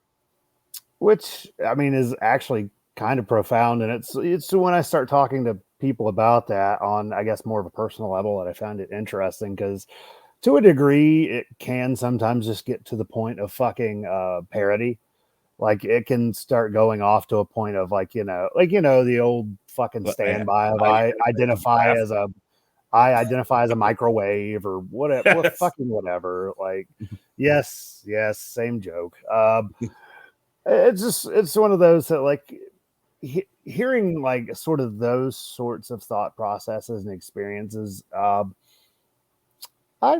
field does kind of help it make more sense than some of the more, I guess you can say, just sort of gray painted, just, you know, what you hear in the news, where a lot of times it's not coming from a person that's experiencing it. It's just secondhand. I'll tell you this, and then I'll let Jesse tell us that we're a bunch It looks like he's about to fall asleep. No, almost every word you guys are saying. I want to let Jesse, you know, speak for the conservative trees and tell us that we're a bunch of tree hugging commies. But or the ghost of Robert Winfrey will show up and tell you know, and shame us for being relativistic. Dead. But him and Bailey both are like, "What'd you say? Did I hear Disney? Is Disney coming from your mouth? Big guns, baby." Nobody gets that because no one's in our chat. But anyway, the only thing I'm going to say, as far as my final point on this is, I went on a date with a girl on Sunday, and you know, she's definitely from like the radical, like Che Guevara left, which is fine. Like, she's a bright girl. It was fun to talk to, and she wasn't a shrew. Yeah, I didn't want to say shrew. There was something else. She wasn't shrill, is what I was going for. She wasn't necessarily shrill about it because, you know, because there were some people I start to go like, yeah, I tend to be more conservative than not, and it's like, okay, date over. You know, she was just like, go on, you know, and we were able to have a civil conversation, even though we didn't necessarily agree on things, which is all I ever ask for out of people. But you know, we were talking about the non-binary you know, gender thing. And one of the things that I think I always fall back on, Jesse and I talked about this. We were talking specifically about like having like gay children, you know, and that is this. At the end of the day, it doesn't really matter what I think or how I feel about it. What I don't want is to see people get hurt. And the fact of the matter is, whether they're mentally ill or not, it's besides the point. There are people who are not happy as their assigned gender. They're not happy in their assigned gender roles, and you know, everyone deserves a shot at happiness. And so if, you know, it stops them from killing themselves, or it stops them from, you know, actively committing suicide, which is the end result of taking those sort of freedoms away from people, then I'm all for it. Not a single person has directly affected my life by announcing themselves as non-binary or whatever, or that their pronouns are they, them. Everything that has gone wrong in my life had nothing to do with that. And I'm not about to sit here. I'm not about to sit here and start going, you know, there's an argument to be made. Again, I made the joke about Winfrey, but if he were here right now, we not that long ago, we had a conversation on, I think it was Damn You Hollywood, about relativism and how it's destroying the fabric of society. And that is a big conversation, one that I don't want to have right now. But on an individual basis, I'm less likely to stand in the way of someone's personal happiness than not. All right, Jesse, what are your thoughts? Oh, I mean, personal experience for me, you know, if you have kids or you are associated with that younger generation, my God, how many kids at your school identify as anything but what they actually are? Because in my kids' school, I think it's all of them. They're all giraffes and microwaves. Yeah, exactly. Or both. or a microwave giraffe. Exactly. Yeah, it's I think what I struggled with initially was just the same as everybody else. Like, oh, geez, now I've got to worry about this. I've got to worry about pissing somebody off because I called them something that they didn't want to be called.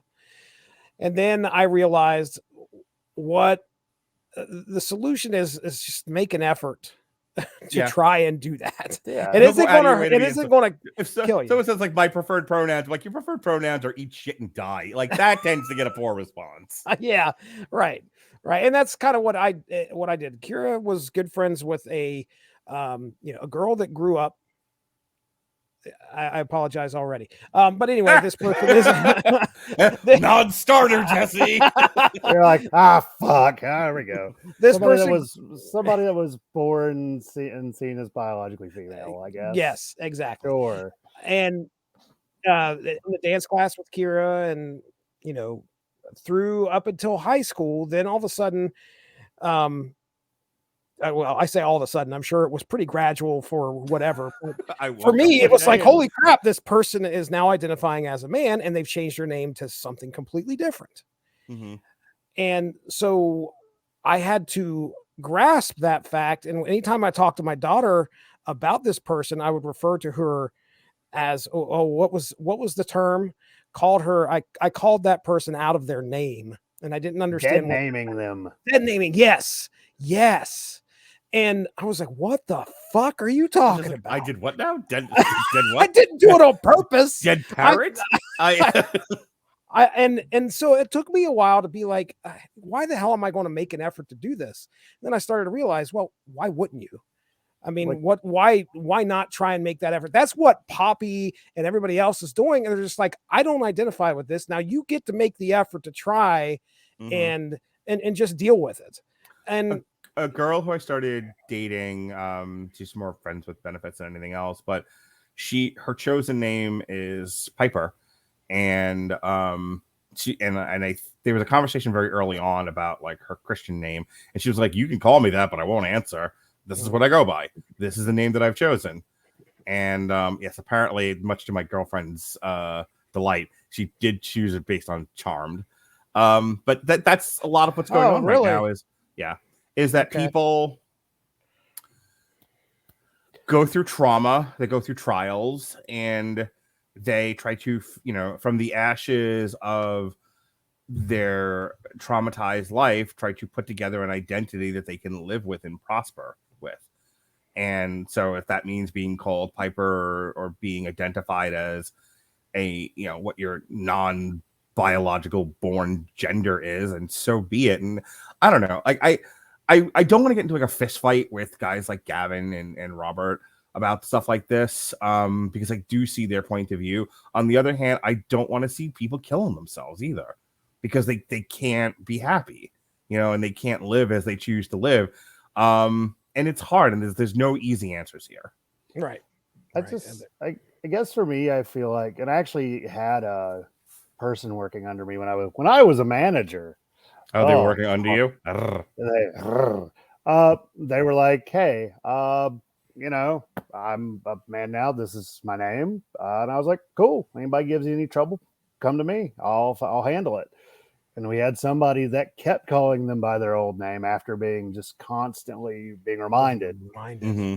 And this person, and it's one of those, eventually it got like, that person sucked ass anyways. So when they got the boot, nobody was crying. But I guess my thought on a lot of it, and it's kind of just over time, is it doesn't fucking affect most, like, call by whatever. It doesn't fucking affect you anyways. Like, they're not breaking into your home trying to chop off your pee-pee like Wally Yamaguchi. But we as a society, anytime something like that is imposed upon us, it's the biggest inconvenience. Therefore, we're going to make the biggest noise about. Bro, we fucking almost had a civil war over what bathroom to use. I'm telling you, man. Give me times I've pissed, and I almost got myself suspended from work for peeing in the women's bathroom. And my boss was like, "But for why? Why would you do this?" I'm like, "Because it's a bathroom, and I needed to take a shit." He's like, "The men's room was right next door." And I'm like, "It took 2 more steps to get there, and I had to shit now." It had to happen. Do you want to clean up my doo-doo? Like, I wasn't taking 2 more steps. I'm lazy. And my boss was like, ugh. But I legit got written up for being in the women's bathroom. This country was ready to fuck. It was like freedom fries all over again. People were like flipping fucking tables. Freedom toast. It was one of those things where gender neutral bathrooms were going to rip apart this. Like, that was going to be the thing that finally broke this country. Right. Was, God forbid, my son or my daughter should have to pee in the opposite gender bathroom. Like, we as parents have never done that before. You know, times my daughter had to pee in the men's room because that's the room I went into, and if I go in the other one, I'm there with a bunch of women, and they're all like, "You with the penis, right? You don't belong in here, sir. Right? Move it along." Like, I have a get out of jail free card. See this? This is my daughter. I have to be in here with her. I have to wipe tushy and stuff like that. Yeah, do that in the men's room, you asshole. And then my son, the exact opposite. He's with his mother. And she's got to take him into the women's room, and there's all just tits and vaginas, and and a toddler going, "What the fuck is?"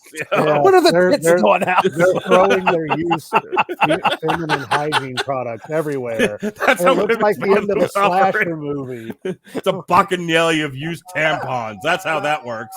Oh man. Um, it looks like the most horrific kindergarten bulletin board I've ever seen. So that's the Poppy. Real quick. Ooh. To kind of just finish out the segment, I wanted to play this video, and we're back-to-back videos here. But I wanted to, because again, we focus so much on Poppy and her transition from pop to metal back to pop again, pop industrial, whatever. But she's still like actively fucking playing metal. She's still clicking with that metal crowd. And so here she is in the month of in the year of our Lord 2023, in the month of August. There she is fucking covering a Kitty song. Y'all know Kitty. This is Poppy doing Spit. And I wanted to play this because this was a fun little cover, a live cover. Like you need a reason to go to to do like I do and see 40 shows in a year, because they might occasionally do a fun cover. So here is, I could turn the volume down on this. This is Poppy doing Spit. Spit. At least you're not standing in a merch line for 3 hours. Yeah. Let her go. She is definitely energetic. Mm-hmm. He's having fun. They're having fun. Wonder how many metalheads were in that audience. Right.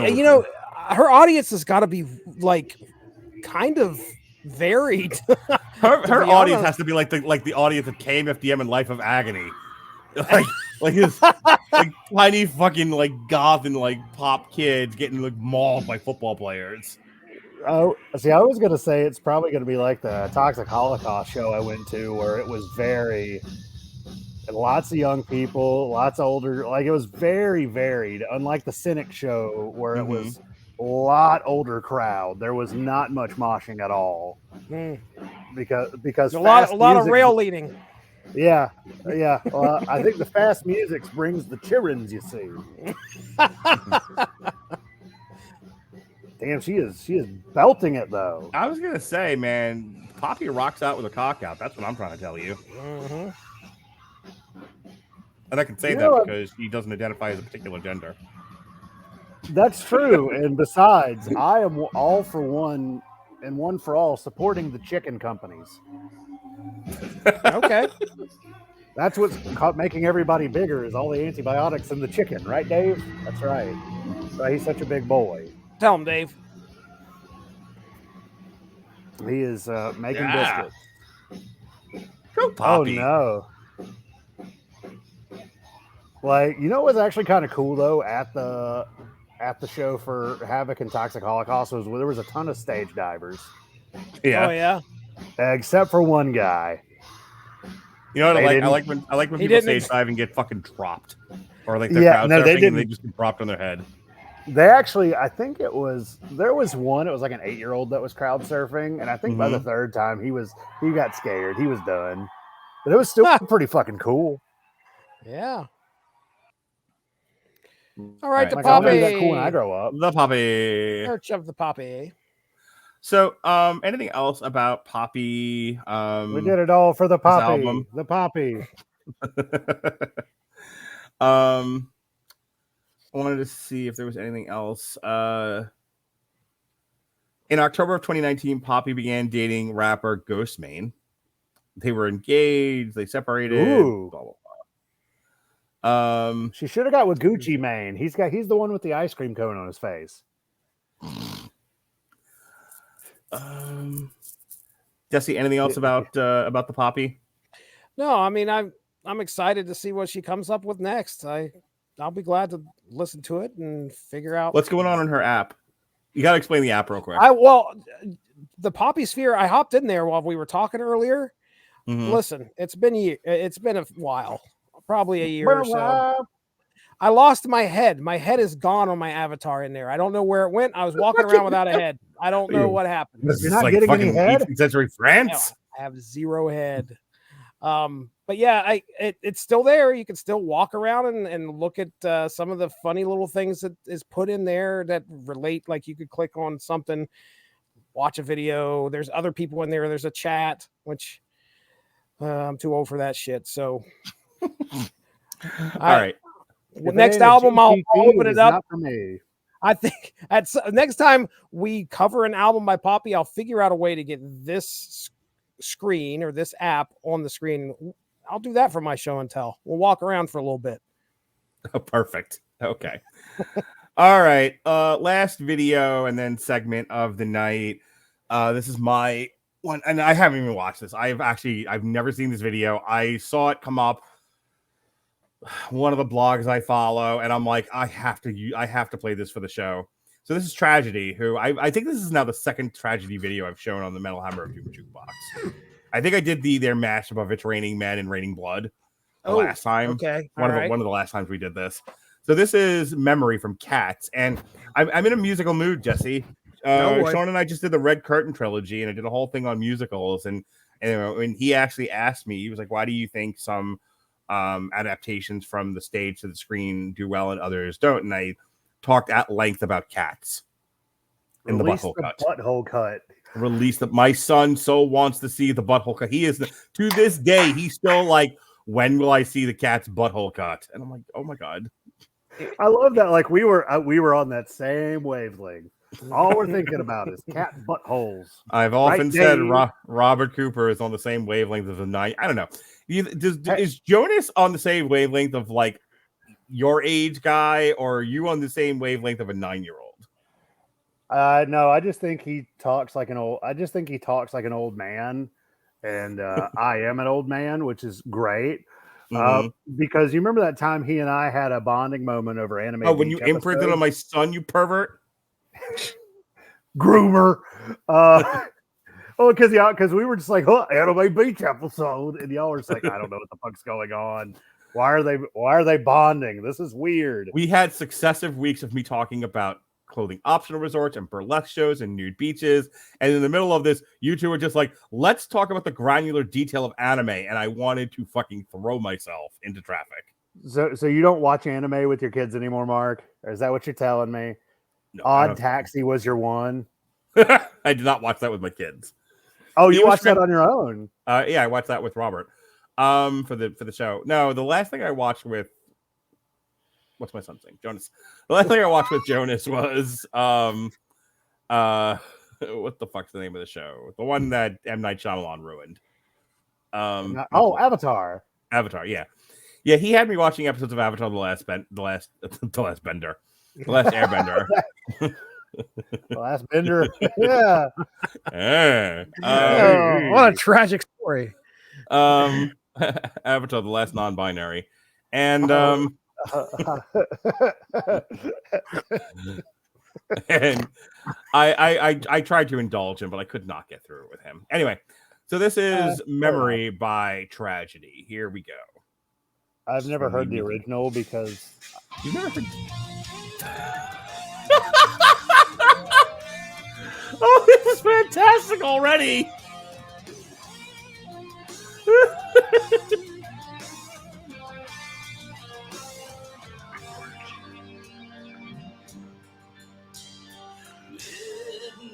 Oh yes. Goodness. I'm gonna send this to everybody I know. One of the girls I like to take to nude resort. She's big into cats. I send her a bunch of cat TikToks. I'm sending her this. Apparently, every girl I date's TikToks turns into cats because they say cat things for me, and then it just becomes all cats. No. Which is fine, which is great, because I don't have TikTok, because I know if I have TikTok, I'm in trouble. You just go watch cat videos all day? Yeah, no, I'll never look away. It's made to attract people with ADHD like me. That cat has a beard. He has a mustache. Oh, and a beard. Damn. This is the greatest video I've ever seen. You know what's even fun? You know, I actually have the original short story this is based off of. The T.S. Eliot stories? Yeah, my mom lent it to me. She's like, just give it back to me whenever you finish reading it. I think around the time that I took Lily to go see the movie for cats, I might have gotten her like a children's version of the T.S. Eliot short stories. Oh my God. Satan cats. What in the world? You went and saw Cats in theaters? Oh yeah, I took my daughter. I was one of 5 people. Was it that bad? Oh, it's so bad. It's great. She loved With it. James- She was like 8 at the time. With James Corden? Oh my God, it's awful. Oh God, I thought about buying it one day at the pawn shop. It was $3, and I thought it would just be funny to give it to Nick for Christmas because I already have him a Turbo Man action figure. Oh, for nice. Christmas. Yeah. So just mix that with Cats because he's like, God damn it, Coop, I'm never gonna watch this. I was like, come on, you can wash down that Jean-Luc Godard with a little bit of Cats. Jesse, you're very quiet. Are you? Oh, I'm your taking life every decisions? little bit of this in. You're taking all the cat in. Oh yeah, my goodness. What is This that is like made the for most- cat? This is the most terrifying Snapchat filter yet. Yeah, that's what I was gonna say. That's what it reminds me of. It's just nothing but Snapchat filters.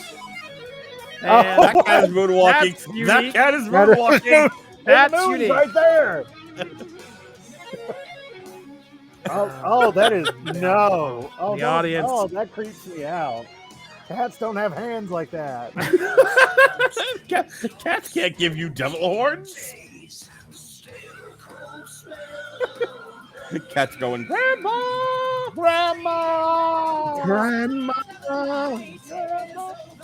I love that. I still think about that probably about once a month. When I think about my grandma.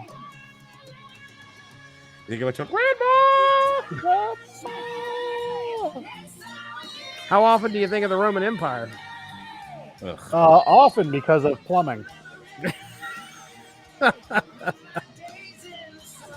have no idea what that means. I just noticed that a lot of people are relating that to TikTok.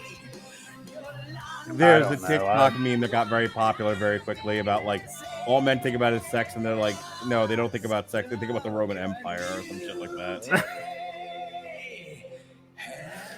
Which, I mean, yeah, the Roman Empire gave us lots of good things, like the movie Gladiator, starring Russell Crowe.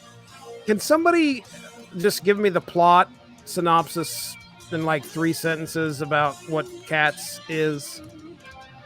There's no plot. It's a adaptation of a collection of short stories about cats. All right then. Thrilling. I've never seen the movie. Yeah, I've never it's seen just the the play. life and times of your Typical house cat. Typical. Well, Don't spoil it. Don't spoil it for my Dave. understanding if there's one like unifying thing about cats is that one cat gets chosen to be reborn. So there is the Christ cat. Great. The cry. Do they nail him up on the wood too? Would have made a much.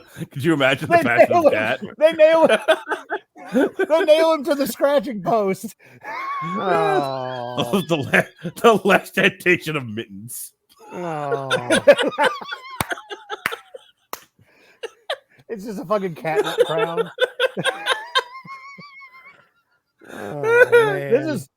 I was gonna say I want the cat version of Midsummer, please. Jesse, remember when you were obsessed with Ailstorm for dogs? Oh, yes, I do. Yes, What if I we do. replaced all the people in like religious movies with cats? That would be just what I'd expect from you. Yes, Ben-Hur with cats. Just what I With would cats. expect. All these Christploitation films that have been coming out. I mean, fucking Passion of the Christ with cats. It's fucking. It's just the cat fucking laying on the ground and poking it with a stick. Come on, drag the cross. Why have you forsaken meow? Oh, oh, jeez. Oh, the fucking Prince of Egypt with cats. That's bad. That's horrible. Jesse looks utterly defeated. Like Horrible. how much worse shit has been said in the years we've been doing the Metal Hammer of Doom. This is why you're just like I feel kicked in the nuts. You are, I mean, my gosh, I don't know how you could top yourselves, to be honest. It's going to take work. It'll take Tomorrow work. at work, all I'm going to talk about is the last temptation of meow. Or meow. Why have you forsaken meow? Why have you, yeah. Why? Last temptation of cats. Memories. Wow. I just This is why we do a video version now. I just want to nail cats to wood now. Dave, run! He's coming for you. Meow! He's fucking chasing him. Local Florida man arrested with nail gun attempting to coerce local cats. Cats nailed the trees. Film at 11. All right. God. So anyway, in our last segment of the evening, in this very serious show, 10 times mainstream artists have co-opted the metal culture, and this was inspired by us talking about Poppy. My costume is not your culture. My culture is not your costume. But I thought this was interesting because, again, I brought up that I don't think it's the worst thing ever that you're seeing a lot of like blending of different styles, but I think what the article this list goes to is times where people who were clearly not appreciative of the metal culture co-opted the metal culture for whatever their reasons were. And I think as long as you've got integrity about it, it's one thing. But it feels like you're doing it as a gimmick and you don't really respect the culture, that's a whole other problem. Right. So we can go through this list and kind of decide that out for ourselves. But I know you had some very concerted opinions on this, Cooper. Yes, of course. It's funny. I did talk to my girlfriend about that as well, because I do feel like the metal culture has become really trendy. And she was like, "Oh yeah, because COVID." And I was like, "Really?" And she started talking at length about it, and I can't remember all of it because she's so pretty, and sometimes my brain turns off. You're so pretty. I just want to hear you're so pretty. Stop talking. Yeah, but in your case, and you're so pretty. I'm not listening to what you're saying. Yeah, no, it's just one of the, sorry, I got lost in your eyes. But it is interesting because now the big titty goth girl has definitely become a large cultural milestone that many man tends to reach for, and luckily I have. Mark and I just talked about Elvira meets Vincent Price on our show. It just released today anyway. That's cool. Or yesterday. And I made a reference to like, she was like the goth hottie back in the day for me. I mean, that was what set the trend for me was Elvira liking some dark-haired, busty women. So, but go ahead. I'm sorry, Coop. No, you're fine. I'm good at interrupting people. Interrupting people, so you're totally fine. But yeah, I mean, I just feel like with a lot of modern music, it started dipping more into that sort of gothic and dour sound, which her thought is that actually we're entering a romantic period in history where things are quite sad and dour and big shit's going to happen sooner or later that's going to change a lot of stuff, but which I was like, interesting. I hadn't thought about that because of course I'm just a pretty face is all I am. But all right, let's get into the list here. Yeah, but yeah, I don't know. I think it's interesting because I feel like the uniqueness that a lot of metal brings, and I guess a lot of that sort of identity that people strive for in the metal community, some of your pop artists more want to do that, like Beyonce biting off Slayer's logo for her tour merch. Real quickly, because I brought this up when I talked about my daughter wanting to get a facial piercing, and me saying, do it or don't do it, but don't do it because you think it's counterculture, because it's so not. And it becomes increasingly difficult to categorize the metal community as counterculture when the culture is adopting it writ large. Mm-hmm. Yeah, I think the reason perhaps that could be is just because it does have sort of an air of sort of unique identity and danger, and it's easy to.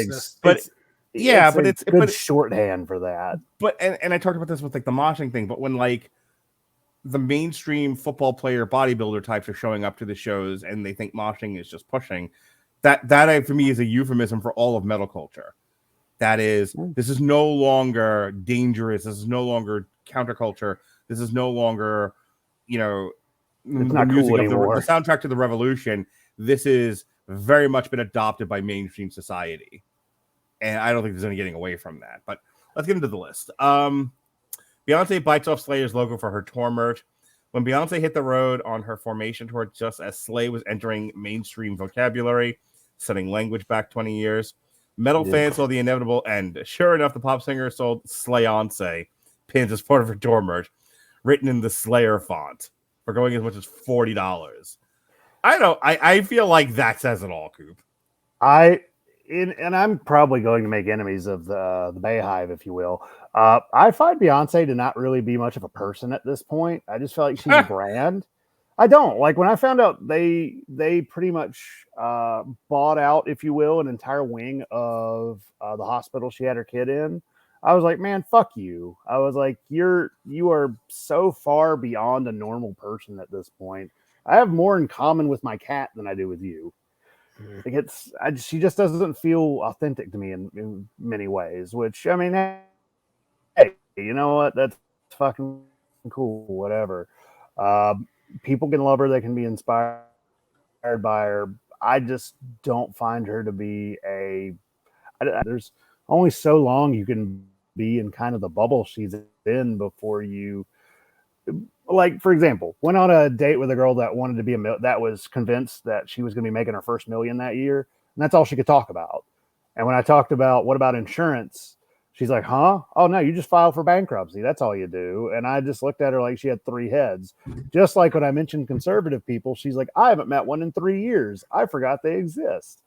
There's only so long you can be in a bubble before you start losing how it feels to be a blue collar worker, if you will. Unless you got anything you want to add, just to move on to the next one. Well, I do want to add that, scroll up just a tiny little bit, that, okay, we can give Beyonce all the crap we want, but Carrie King's wife apparently I love this one. wrote a hashtag that was like 1 million letters long. Well, I don't know if you're supposed to do that on Twitter. When it takes 12 writers to write a song for you, of course, you steal fonts and logos. Hashtag. I feel like that didn't need to be a hashtag. No, I get the point. It's interesting, though. Like, I saw a dude at my work yesterday that had a Travis Scott shirt. He's a rapper, I guess. I've never heard him. But it was in the Iron Maiden font, and it fucked with me for a second. And I was like, come on, Travis Scott, damn. All right, Muse used corpse-painted surfers in their music video. Of the bands on this list who would get a pass for using metal imagery, it's Muse, who metalheads love, despite them not being metal. The British arena rock band have always had a metallic edge with their crashing riffs and dark lyrics, but Supremacy off of 2012's Second Law isn't their heaviest, which is why the video featuring the corpse-painted beach bums surfing and waving flaming swords from bikes smacks of the early 2000s tendency to use black metal's grimness, ironically, a la Portlandia. Why didn't Muse just write a satanic metal song? We'd be here for that. I don't know. This one doesn't bother me. I haven't seen the video for it, but again, they're not going to be the first nor the last people to play with the imagery of black metal, and black metal is ripe for parody. Oh, yeah, is it ever? It's just one of those. It's kind of, it's in the same way that your sort of 80s power metal was, like your Manowar, where it's so serious that it's just kind of funny. Like, you can't help but laugh at it. I always think of Pat Gessner's TikTok where he did the band pitch for Manowar. You know, at the end, like, we're ready to shoot our album covers now. And he takes off his shirt. He's like, I was not prepared for this. He's like, yet less yapping, more snapping. All right, the next one. Justin Bieber has Mark Radulich create metal logos for him. At least, who's Mark Radulich? I guess the guy that created. I think that's the. Oh, what band logo is that? That's going to bother me. That looks like Power Trip. Yep. Thank you. Okay. At least Justin Bieber's people did their homework when the pop singer created specialized merch for his Purpose tour. He had none other than extreme metal artist extraordinaire Mark Radulich design them for him. Besides his Metallica-esque main logo, the Biebs also had the title of his tour done in the style of doom metal overlord's Pentagram. In essence, I was Pentagram. In essence, I was a subcontractor. I treated the entire experience the same way I do any underground metal band I work with. Yada yada yada. I mean, it's. I just feel like he's trying to come off as cool and edgy. Like I think it's just, like I said, I think it's a shorthand for some sort of rebellious nature or some unique identity by co-opting something like that. That wouldn't bother me. Yeah, Chris Brown wears a leather jacket covered in thrash logos. I know next to nothing about Chris Brown. I remember that. Oh, Chris Brown, he beat the shit out of Rihanna. Like, right. Oh, that's the one? Okay. Yeah. That's that one. And on the back of one of her album covers, she is wearing that jacket. And I remember because when I was writing about metal, that was a thing. And I was really annoyed. Of course, 22-year-old me would be very annoyed. I don't know. I just felt, again, it was just more my culture is not your costume sort of thing. Like I just felt like it was cool and edgy and just kind of neat for them to wear it. I mean, and I guess my first question would be, do you like the music? Exactly. Don't don yourself in those patches or whatever if you don't like the music. And that's, I think, where the big sin is. I'll tell you, the fucking trend of selling like AC/DC and Metallica shirts at Walmart, Target. Yeah, or Walmart, and then it's like girls buy them, and it's definitely a girl thing. Girls buy them and like, oh, do you know any AC/DC? Who? The fucking band on your shirt. Oh no, I just like the shirt. I just like the logo. And it's actually, I was talking about that last night as well. How like I've run into I'll take 12 non-binary people over one of those, by the way. Yeah, I've ran into a lot of people, especially like with Master of Puppet shirts. Now that the song became, a lot more in the mainstream eye. I was like, oh, hey man, cool shirt. Yeah, I just really I really like the look of it, which that's fine. Like I saw somebody else with a Street Fighter 2 shirt that I was like, hey, that's fucking cool. And she's like, I got no fucking idea. What? Actually, I had a coworker wearing the Divine Intervention logo, the Divine Intervention Slayer album cover, and I'm like, bro, that's fucking cool. Like Divine Intervention, that's a different one. And she was like, oh, my sister gave it to me. I got no fucking idea. Oh, so two things. One, on the subject of my culture is not your costume, I have a Kamala's chest t-shirt that I bought from ProWrestlingTees.com under the Kamala. Oh, Akeem the African Dream. No, Kamala the Egon and Headhunter. Oh. I have a t-shirt that has stars up here and a moon. May he rest in peace. I think as far as in my closet, I believe my buddy sent me a Dragon Ball Z t-shirt, which I may have wore on this podcast at one point. It just says I'm over 9,000. I get the meme. I've watched a couple episodes, so I hope that I'm allowed to wear something like that. But I, by no means, if somebody came up to me and started talking about, the 5th season of Dragon Ball Z, I'd have no idea what they were talking about. Yeah, I see you, Coop. That's what I've been watching, Dragon Ball. I had no idea what over 9,000 meant until just now. It's over 9,000. What? It's like 9,000. There you go. I'm like, that's what Ronda Rousey wore at WrestleMania. Yeah, that one. Which I had a coworker that was like, "Oh, it's so hot." She was wearing a Dragon Ball Z shirt, and I'm like, "It's not that unique at this point." You're right, dude. It's pretty buy them at Hot Topic. Like you can go get that from Hot Topic. It's really not that hard to find. Pretty prolific. Okay. Backstreet Boys make a bad hair metal video. Like this one doesn't bother me. I mean, Weezer was fucking making Buddy Holly, and they were dressed as like, body soxers, like, 50s singers. Yeah, I mean, like, that one people do that shit all the time. It's parody. Congratulations. Yeah, I was going to say Weird Al is doing this left and right in his videos way before this, and I think other artists have plenty of right to do this in their own videos. Right. Rihanna rocks a death metal logo for the VMAs. Again, if she actually has a solid appreciation for the culture and she wants to, attract another audience by saying, hey, I'm one of you. I just listen, I may sing, hip hop and soul, but I also appreciate metal. And, Okay. I've never seen her in like Lady Gaga. Oh, what are you fucking like hanging out with Rihanna now? Like, yeah, I am. Do She you and brings me Rihanna around. on Messenger send each other like music? We do. I actually send her pictures of my cat's butthole just so that they can release the butthole cut of her album. Sit there fucking tell me what Rihanna listens to. You don't fucking know. I can't wait to look at the CD booklet of the butthole cut of her album.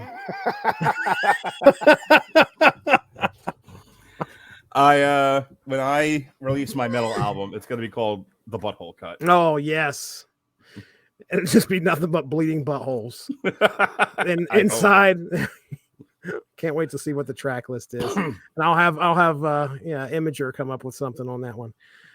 Michael Jackson tries to be Motley Crue in the Dirty Diana video. Well, of all the Michael Jackson videos I haven't seen, Dirty Diana is one of them. Yeah, I was going to say I don't recall that at all. By the late 80s, he was going deep into the booming world of hair metal, especially with his look on 1987's Bad. Okay, I tell you, all right, like way back in the day, Michael Jackson with the cover of Bad, where he's in the leather jacket. First of all, that was when Michael Jackson's skin had like turned pretty almost white by that point. Yeah. And Michael Jackson, not exactly the manliest of men in stature. And there he is in his leather pants and his leather jacket, trying to look like a fucking badass. Like, I love Michael Jackson. Don't get me wrong. I've loved his music forever. And I'm not taking anything away from the guy, but even as a kid, I was like, get the fuck out of here, Michael Jackson. What are you, some kind of tough guy? I did not. Are you some kind of tough guy? He couldn't fight his way out of a wet paper bag. Fucking Michael Jackson. Michael Jackson, you want to make something of it? If he went to get Rocky Marciano and get knocked the fuck out.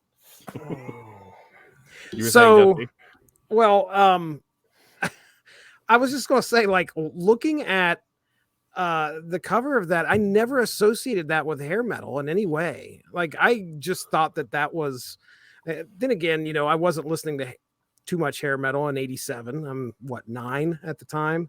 I remember 87 well. Yeah, I'm sure you do. Anyway, but yeah, I never associated that with hair metal in any way. I always thought it was just like he's trying to look gangster, like he thought that's what gangsters looked like. Because Michael Jackson couldn't get enough of that gangster shit. Well, I'm thinking of some of the videos that came out that he was in that era, specifically the Bad music video. But yeah, I just never did. And again, I've never associated him with hair metal in any way. No. Yeah, I've associated him with his hair catching on fire. So, which happened, right? That was him. That his didn't his hair catch on fire and messed his hand up. Yep. All right. Zayn Malik copies Slayer and Iron Maiden for his merch line. Look, I'm not going to get upset about this, considering they sell fucking satanic Celine Dion t-shirts and shit like that. Like at this point, like some of this is like Here's the other thing I'll tell you: we were all there in the '90s, the late '90s, early 2000s, when the NWO was utterly co-opting gangster rap culture. Oh boy! And there's 40-year-old big ass Kevin Nash with fucking a bandana on with a knot out front. With the knot out front. Fuck, poor Conan looking like a cholo. Oh boy. I mean, I feel like with Zet, maybe I'm the wrong person to ask, but I think perhaps it's just that Zayn Malik has so little identity and personality in his own music that he has to use somebody else. I couldn't pick Zayn Malik out of a fucking lineup. I don't know who that is. I have no clue. No clue. Show me on the doll. Billie Eilish sells merch with her name as a death metal logo. All right, is this just a trend now with pop stars where they don't care about the music, but they do love that logo? I was going to say, I mean, I remember death metal logos being the thing that kind of went around for quite a while, where everybody's like, look at these bunch of sticks.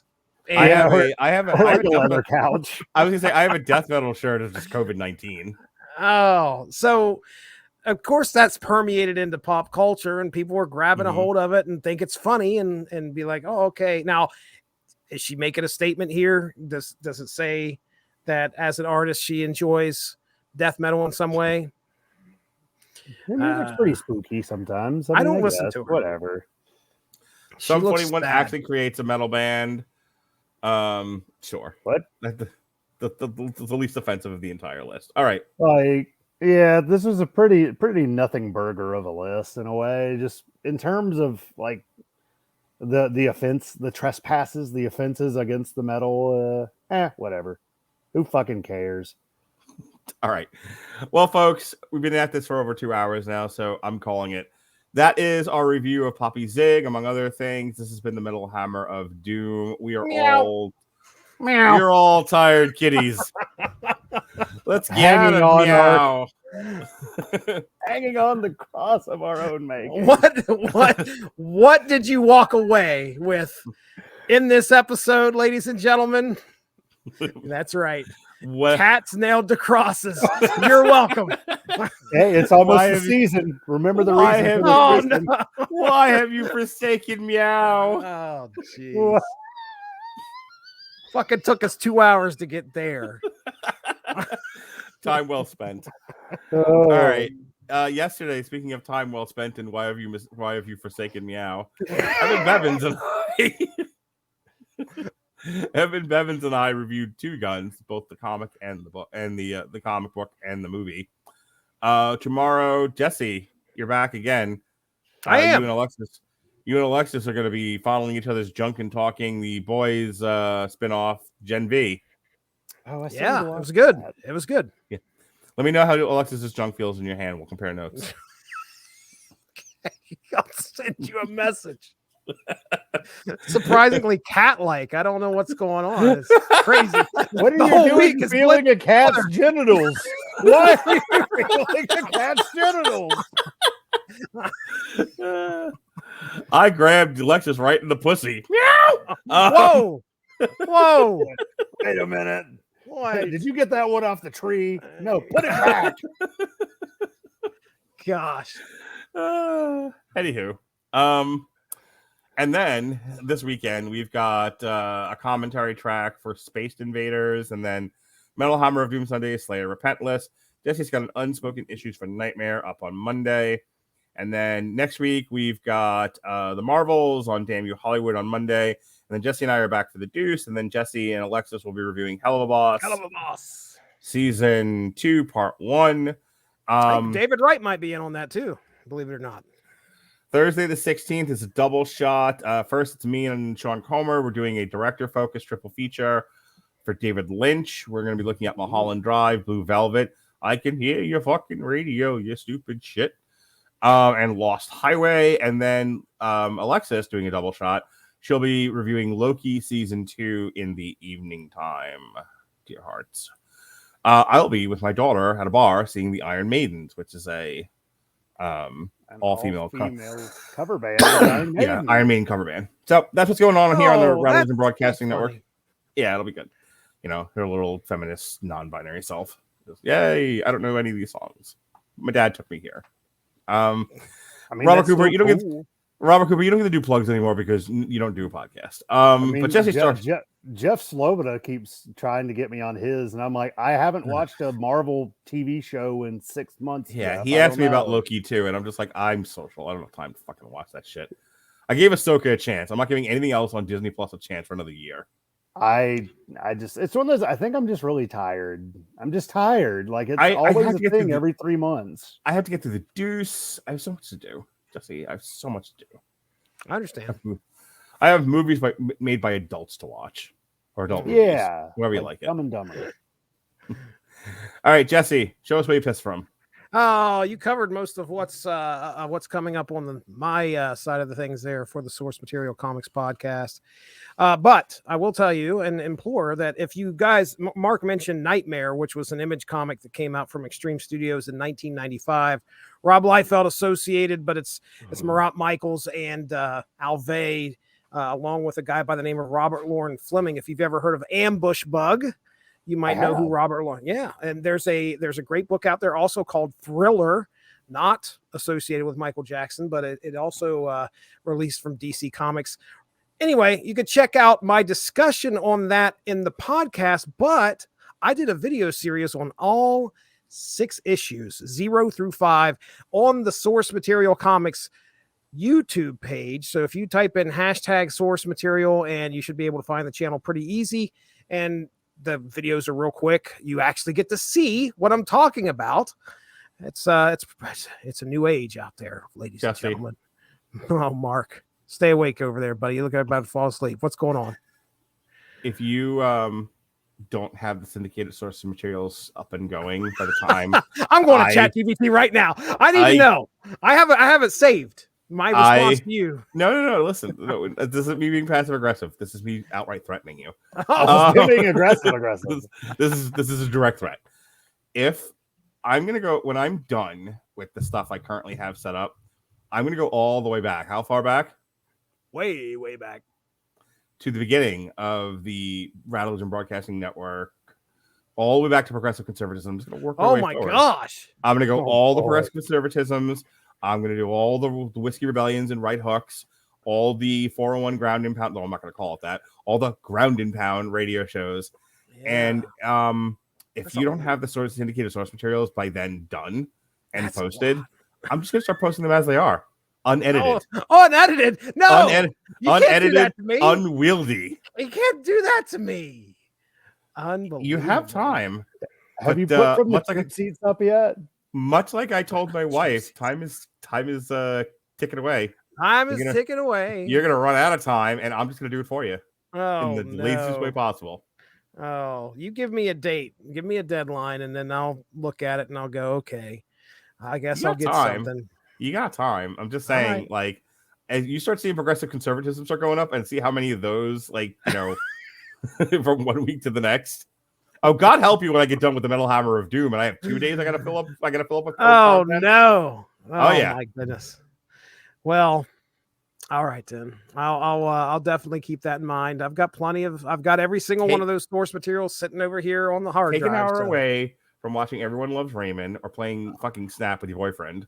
Everyone Loves Raymond is hilarious. It's great. I'm on my third rewatch of the whole series. The job you started and then abandoned. Hey, I will also give a shout out to the Unspoken Decade because I wrote an article should be popping up about Nightmare. So that will actually, I write. All right. I write. No, ChatGPT writes. Incorrect. ChatGPT writes you. Incorrect. I did ask for a little bit of help. But your girlfriend wrote that article, or my name isn't Chester. No. Chester P. Coltrane. You should write one on the dog welder next. Dog welder. I have heard about the dog welder. Mark would love that book. What is the name of that team? Help me out. He's part of a team, isn't he? What did you say? The Commanders, the Ravens, the Dolphins. Shut up, Mark. Oh, it's a fucking who does The Boys again? It's help me out, Coop. Section 8. Is that the name of the team? Section 8? Oh, The Boys is the 7. No, who wrote The Boys? Help me out. Garth Ennis. Jesus? Garth Ennis, I believe, is somehow associated with Dog Welder, isn't he? I'm done. Garth Ennis. Dog Welder and Garth Ennis, I feel like is tied together. Okay, I'm gonna go. Ladies and gentlemen, thank you for. He wrote it. We'll be back for Christmas. When are we back? December 19th, Tarja Bomb. Tarja turning in Dark Christmas. Plus, we'll play some videos. We'll talk Christmas stuff. We'll do a list. Jesse will whip out his artificial intelligence and show it to us. Jesse show and tell. Jesse's always got something in his pants he wants to show us. Oh, indeed. All right. For Jesse, Robert, I'm a pain in the ass and also falling half asleep. Be well, be safe, and behave.